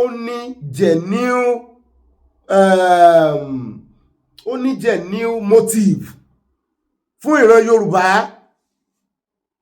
ó ní genuine motive àní fúnra Sunday Igboho ló sọ wípé wọ́n àti ìtò òun lẹ́ o èèyàn mélòó ló mọ̀ ń ta bó wà lórí wanted list ẹnu àwọn blogger mélòó lẹ ti gbọ́ pé Sunday Igboho is was wanted nígbà náà ẹnu blogger mélòó lẹ ti gbọ́ ebi bàbá Sunday Igboho ló fẹnu ara wọn túta pé ẹ mọ́ fi ọ̀rọ̀ ẹ mọ́ fi yìn mí jù ẹ mọ́ pàkéjì mi jù orí TikTok náà ti sọ wọ́n ń ṣe live show lọ́wọ́ kọ́ ní lọ́jọ́ yẹn kì í ṣe pé bóyá wọ́n ní káwọn oníròyìn wá sọ wọ́n ní ká wá sọ orí TikTok fúnra ara wọn mo ṣọ́ọ̀kì lọ́jọ́ yẹn wanted list. ó dá àwọn ẹja sáré fi fọ́nrán refresh brain ara wa ọ̀rọ̀ gbogbo ọ̀rọ̀ tí bàbá wa Akíntóyè sọ lọ́jọ́ sí níbi tó ti yin bàbá Sunday Igboho tán ní káwọn dúpẹ́ lọ́wọ́ wọn wípé ọgbọ́n náà lò pé àwọn náà jẹ́ kán sọ ìran yìí lórúkọ ìrìn àjò Yorùbá nation àwọn náà jẹ́ kán proscribe ẹ̀ wípé bàbá terrorist náà bá mọ̀ pé àwọn ọgbọ́n náà ni bàbá Sunday Igboho tó fẹ́ lò ní ìsinyìí táwọn kan ń pariwo ẹ jẹ́ á gbọ́ lẹ́nu bàbá Akíntóyè náà. Leader wa Sunday Igboho kí nìkan tó ṣe àwọn Fúlàní ń pààyàn wọ́n obìnrin wọ́n kidnap èèyàn ní àdúgbò ẹ̀ ó lọ síbẹ̀ ó lọ sọ fún wọn peacefully pé kán kúrò níbí pé àwọn chiefs àwọn bàbá wa ń bì wọ́n ní kẹ́ kúrò ń bì alright Ọlọ́run dẹ̀ gbà fún whatever tó fi sẹ́nu tó fi bá wọn sọ we don't know but that one thing is clear he never threatened anybody he didn't threaten them and he didn't use force against anybody and ó dẹ̀ ni mo ń padà bọ̀ níjọ́ mẹ́jọ ìní ẹ̀ má jẹ́ kí n bá yín bí ìgbà tí ìjọ́ mẹ́jọ máa pé wọ́n ti sá lọ. àwọn Fúlàní believe pé àwọn gúrùpù yẹn under the Sẹ́ríkì wọ́n ti gbabẹ̀ yẹn lára ilẹ̀ Yorùbá fún Fúlàní nǹkan tó ń bí wọn nínú fún sí Sunday nìyẹn wọ́n ti gbabẹ̀ yẹn already Fúlàní wá liberate here from the Fúlàní Sunday wá liberate here from the Fúlàní. Ìdí ẹ̀ nìyẹn tí Buhari ṣe rán àwọn èèyàn pé kán lọ eliminate Sunday. Ọlọ́run dẹ̀ wá ṣe Sunday wá ní làákàyè ńjọ́ yẹn ó wá ní làákàyè tó bá fẹ́ bá àwọn tó wá sílé ẹ̀jà á pa bí méjì mẹ́ta lára wọn. But ó sọ fún gbogbo àwọn tó wà nílẹ̀ pé ẹ má bá wọn jà o ẹnìkan kan máa bá wọn jà rárá torí tá a bá bá wọn jà tí kankan lára wọn bá farapa ń bì àbí tó kú níbì then wọ́n wá tag wa as terrorists wọ́n proscribe struggle wa and that will be the end of everything. So they came, they destroyed his house and killed 2 people there, and nobody even slapped one of them. That was wisdom, God's wisdom. I gbọ́dọ̀ máa dúpẹ́ lọ́wọ́ Sunday pé ó nírú wisdom pé ó nírú wisdom yẹn níjọ́ yẹn pé Ọlọ́run fún nírú wisdom yẹn níjọ́ yẹn ká máa dúpẹ́ lọ́wọ́ Ọlọ́run. Irú eléyìí tí wọ́n ń ṣe sí Kánú irú ẹ̀ náà bá máa ṣe sí gbogbo wa àtẹ̀mí o àtòun o àti gbogbo bàbá àwọn terrorist lè bá ti di bàbá terrorist ká níjọ́ yẹn kó lọ sọ pé ọyá nǹkan kíkan tẹ́ bá ní igi àdá ọ̀bẹ ẹ bá wọn jà ẹ defend ara yín. It would have been a different story today. So thank God that he had that wisdom. Thank God that God gave him that wisdom.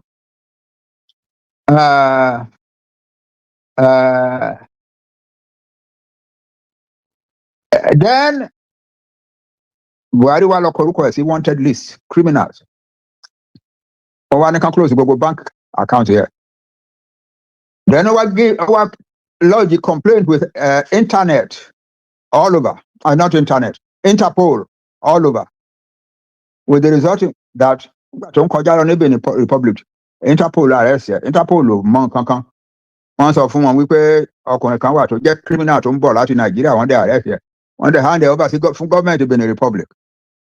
Gọ́ọ̀mẹ̀ntì Benin Republic ló wá ṣe dáadáa, àwọn wá ń dúró pé ẹ fún wa ní evidence criminal activities yẹ, fún crime wo ló commit tí a fi gbọ́dọ̀ gbé fún yín. Because that's what our own law says. Kan lè dédé grab ẹ̀ka dẹ̀ gbélé yín lọ́wọ́. Kò níye ìgbà tí àwọn ìjọba Benin Republic tán sọ fúnrú mi bẹ́ẹ̀ pé bàbá a lè gbé ọmọ yín fún àwọn ará Nàìjíríà àfi tí wọ́n bá show wa ní evidence of crimes committed by him. Ṣùgbọ́n a lè release yẹ because àwọn ní kí àwọn gbé evidence yẹn bọ̀. So until the investigation is complete, we cannot release him. So that's our situation. Ẹ̀gbọ́n ẹ̀ Tinubu wá di president in Nigeria ní 2023. Ẹ̀gbọ́n Sunday ní Tinubu, Bọ́lá Tinubu ẹ̀gbọ́n ẹ̀ ni. Wọ́n treat àbúrò ẹ̀ bẹ́ẹ̀ yẹn. Ó dẹ̀ fi sílẹ̀ bẹ́ẹ̀. Àlọ́ Ọlọ́run ló yọ ìrìn àjò Yorùbá yìí tí wọ́n proscribe ẹ̀ kò bá gbà wá long time láti ẹ̀ ti kọ́kọ́ ṣàlàyé wípé Yorùbá nation kì í ṣe terrorist group. Ibi tán sún IPOB dé náà fẹ́ sún Yorùbá nation dé. Torí ẹ̀ mo ṣe máa ń wá àwọn tó ṣe it was an unfounded mistake. Tán fẹ́ mọ̀ so Yorùbá àti Ìgbò pọ̀. IPOB ò gbà wọn gbà páwọn kìíní ṣùgbọ́n Nigeria government recognize wọn. Ojú terrorist group náà fi ń wò wọn. Ṣé nǹkan bá ṣe náà kò terrorize ni kò terrorize tó ń tán ṣe ò terrorize tó ẹ bá fẹ́ mọ̀ wá fi Sunday Igboho wé kìíní kò possible. A ṣàdúpẹ́ lọ́wọ́ Ọlọ́run pé ní ẹjẹ́ a mọ̀ dá a dúpẹ́ lọ́wọ́ Ọlọ́run.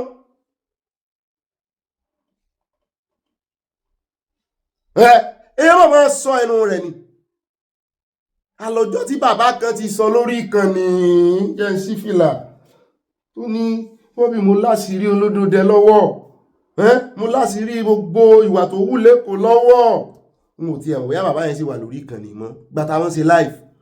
Mọ́ mi Stella Odele ẹ̀rọ ti mọ́ mi Mutolani Martins wọn ni Bobby ó jẹ́ sọ ara rẹ̀ mo ti dárúkọ yẹn mọ́ bínú mọ́ mi mo rún bọ̀ náà ẹja ọ̀sán àwọn náà ní Bobby bílíìfù polódòdẹ máa ṣe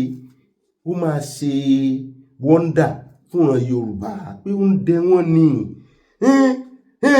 bàbá yẹn dé lọ́jọ́ yẹn òun láṣìírí mo lẹ́yìn tẹ́ láṣìírí gan ló yẹ kẹ́ máa ṣe program àwọn tá a kàn mọ̀rọ̀ díẹ̀ sọ yìí ẹ̀yin tẹ́ láṣìírí ló yẹ kẹ́ máa ṣe program pé ṣé ẹ ní tíkẹ́ẹ̀tì àṣírí àti invoice ẹ̀ wọ́n ní kí ni ń jẹ́ bẹ́ẹ̀ mo ní ṣé ẹ lẹ́rìí wọ́n lẹ́rìí ẹ̀ wá mo ní ṣé ẹ máa gbà kí n invite yín sórí program wọ́n ní yes ọjọ́ wo ni ká mú gan-an mọ́jọ́ Wednesday mo ló tiẹ̀ ti dáa yóò sì jẹ́ bí bóyá Wednesday next week ọjọ́ tá à ń ṣe program yẹn ó dà pọ̀jọ́ Saturday ni yóò jẹ́ bí 4-5 days 4 Wednesday Saturday Sunday Monday Tuesday Wednesday 4 days to that day mo bá ní ó dá ọ̀ká tó mọ̀ dágbére lórí ètò bàbá akẹ́tù ẹ̀ tó mọ̀ lọ máa send link sí ní o pé ẹ̀ join link yẹn wọ́n ní ṣe bí àwọn àpè wọlé báwọn ṣe pè ní mo ní rárá o a fẹ́ rojú yín kí gbogbo ayé rí ẹni tó ní ẹ̀rí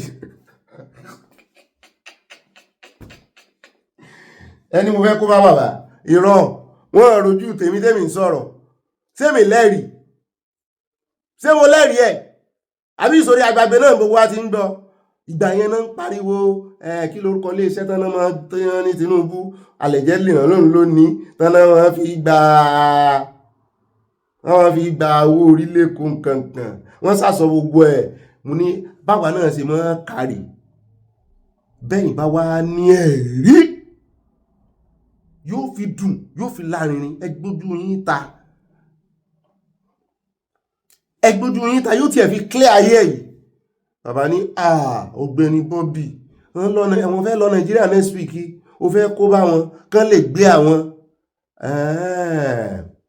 so tẹ́ bá wá sọ̀rọ̀ lórí prógrámù yìí tẹ́ ẹ̀ gbójú yín síta ṣùgbọ́n tèmi gbójú tèmi síta kan wá ní prógrámù tó ṣe lọ́jọ́ sí tí èèyàn kan ló ń lẹ́rìí tí wọ́n náà tó ń pọnu mọ́ provide that person for us ṣé ẹ rò pé bàbá yóò dá lóhùn ṣé ẹ lérò pé bàbá ò sì bí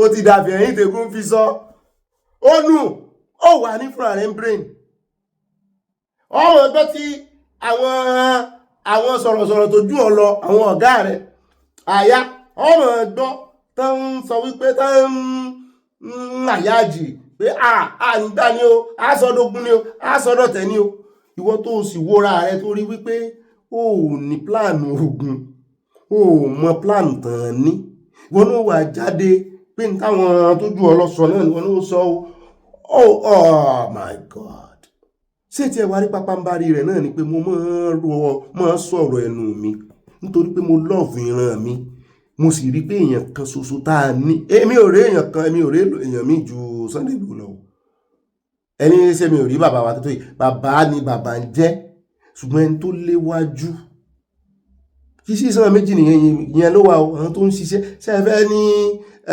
prophet Ológunlolúwa ò ṣiṣẹ́ ni àwọn tó ń ṣiṣẹ́ pọ̀ o òmeyọ̀ náà ní Nàìjíríà náà mo gbọ́ tí bọ́dà yẹn tán náà ń ṣe iṣẹ́ takuntakun àwọn tó ṣiṣẹ́ pọ̀ brọ́dà mi náà ní Ghana àwọn náà ń ṣiṣẹ́ takuntakun àwọn tó ń ṣiṣẹ́ pọ̀ tó ṣe yín àwọn tó yẹ pé background náà wà ṣùgbọ́n tí àwọn èèyàn ń pariwo rẹ̀ náà ní Sunday Igboho ṣé mi màá wá fẹnu mi kékeré màá wá máa fi ní bá nǹkan jẹ́ ni pín Nàìjíríà yọ̀bẹ sí ni kí wọ́n máa sọ bẹ́ẹ̀ máa kó bá Sunday nírú ọjọ́ òní nírú táìmù yìí n kò bá iṣẹ́ tí ò rán mi ọ̀pọ̀lọpọ̀ sí máa ń jíṣẹ́ tí Sunday ò rán wọn. wo mọ̀jẹ̀ kan tún tèmi sọ̀rọ̀ Ọ̀gbẹ́ni àyàmọ̀ béèyàn wí o n ò sáàdáàpọ̀ èèyàn kankan ara mi wọ̀n bá wí àtàyà àyà ìtì ẹ̀ àyà ìmọ̀ fẹ́ àyà jìjù ọmọ fẹ́ mọ̀ kàn án ní kíní lórí àyà mọ̀ bá gbogbo ọ̀rọ̀ mi yọ̀ ìyá kò yẹ láàbẹ̀ pàdé àyà kí ló ní fún àwọn abala ń bára ẹ̀ yọ̀ ìyá o God bless you God bless baba Sunday Igboho ire kábìtì ojú owó rí láàrin o. ó dá àwọn ẹ̀ka àbọ̀ sínú abala ń bára ìpápàpà láṣẹ ẹja sáré dé Ọ̀yọ́ nínú àwọn tí wọ́n gbadé lẹ́nu ọjọ́ mẹ́ta yìí wọ́n ní ẹni tí ó jẹ́ aládìkú gangan ibi tí adé aládìkú ti wá ọba ti sọ̀rọ̀ o mo ní bá mo sì gbọ́ tí bàbá wa Akéwùgbà Gold tí wọ́n ń pàrọwà sí gbogbo wọn lọ́kàn pé kán jọ fọwọ́wọ́wọ́ kọ́wọ́ lè mọ́ bàbá yìí ní àwọn ò lọ́wọ́ táwọn lè fi wọ́wọ́ pẹ̀lú anybody o pé wọ́n ti dí àwọn mágolo tipẹ́tipẹ́ wọ́n ti fìyà jẹ àwọn nílùú yẹn ní tó jẹ́ ẹ̀tọ́ àwọn fi dùn àwọn wá rẹ́ni tó gba ẹ̀tọ́ àwọn fáwọn tó jẹ́ gómìnà ẹ wá ní kàn rè mọ́ báwọn tó ń fìyà jẹ àwọn tó sì jẹ́ wípé wọ́n sì ń dúró lórí wípé àwọn ò ní gbòmìnira àwọn ò ní dìde irọ́ o àwọn ti dìde eléyìí tán o kò sì sí ẹni tó lè dá wọn gúnlẹ̀ padà mọ́ mo ló tiẹ̀ dá bíngídọ́n ẹ jẹ́ àgbọ̀rọ̀ lẹ́nu bàbá àní dá sí. àwọn ẹ̀sọ́ yọ Ogbeni kò fi sọ ẹ̀sọ́ yọ rárá 1782 ni wọ́n ti àgọ́ ọ̀dà gbogbo tí ń pè lọ́yọ̀ ní kì í sọ̀rọ̀ rárá àgọ́ ọ̀dà ní ìdè 1830 lọ́yọ̀ létú lọ́yọ̀ ní ìgbàmọ́ Aláàfin létú láti bá sí wà sábà bá àwọn bàbá wa gbà láti gbà lálejò láti bàbá wa gbà lálejò sí bẹ́ẹ̀ ẹ̀dùnlá àti àwọn ọkọ̀ fi lè tó márùn-ún bàbá wọn tó fún wọn bá ní mo lọ sí olóòwò wa rẹ̀ tẹ̀lé nígbà yìí ó sì lọ.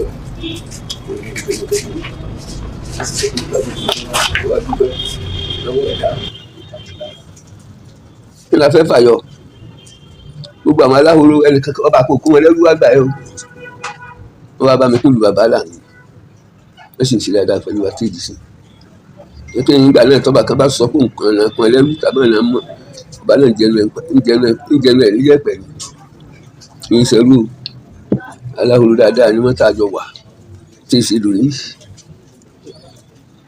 tá a bá pé ká máa sọ méjì lọ́rọ̀ àwọn Aláàfin ṣèjàmbá fúnra wa o akànlẹ́nu ìpamọ́ra ni nítorí pé 1782 tí wọ́n sọ pé ẹ̀ka gọjà tọ́lọ́ lé 1830 wọ́n ti wá bá wa bí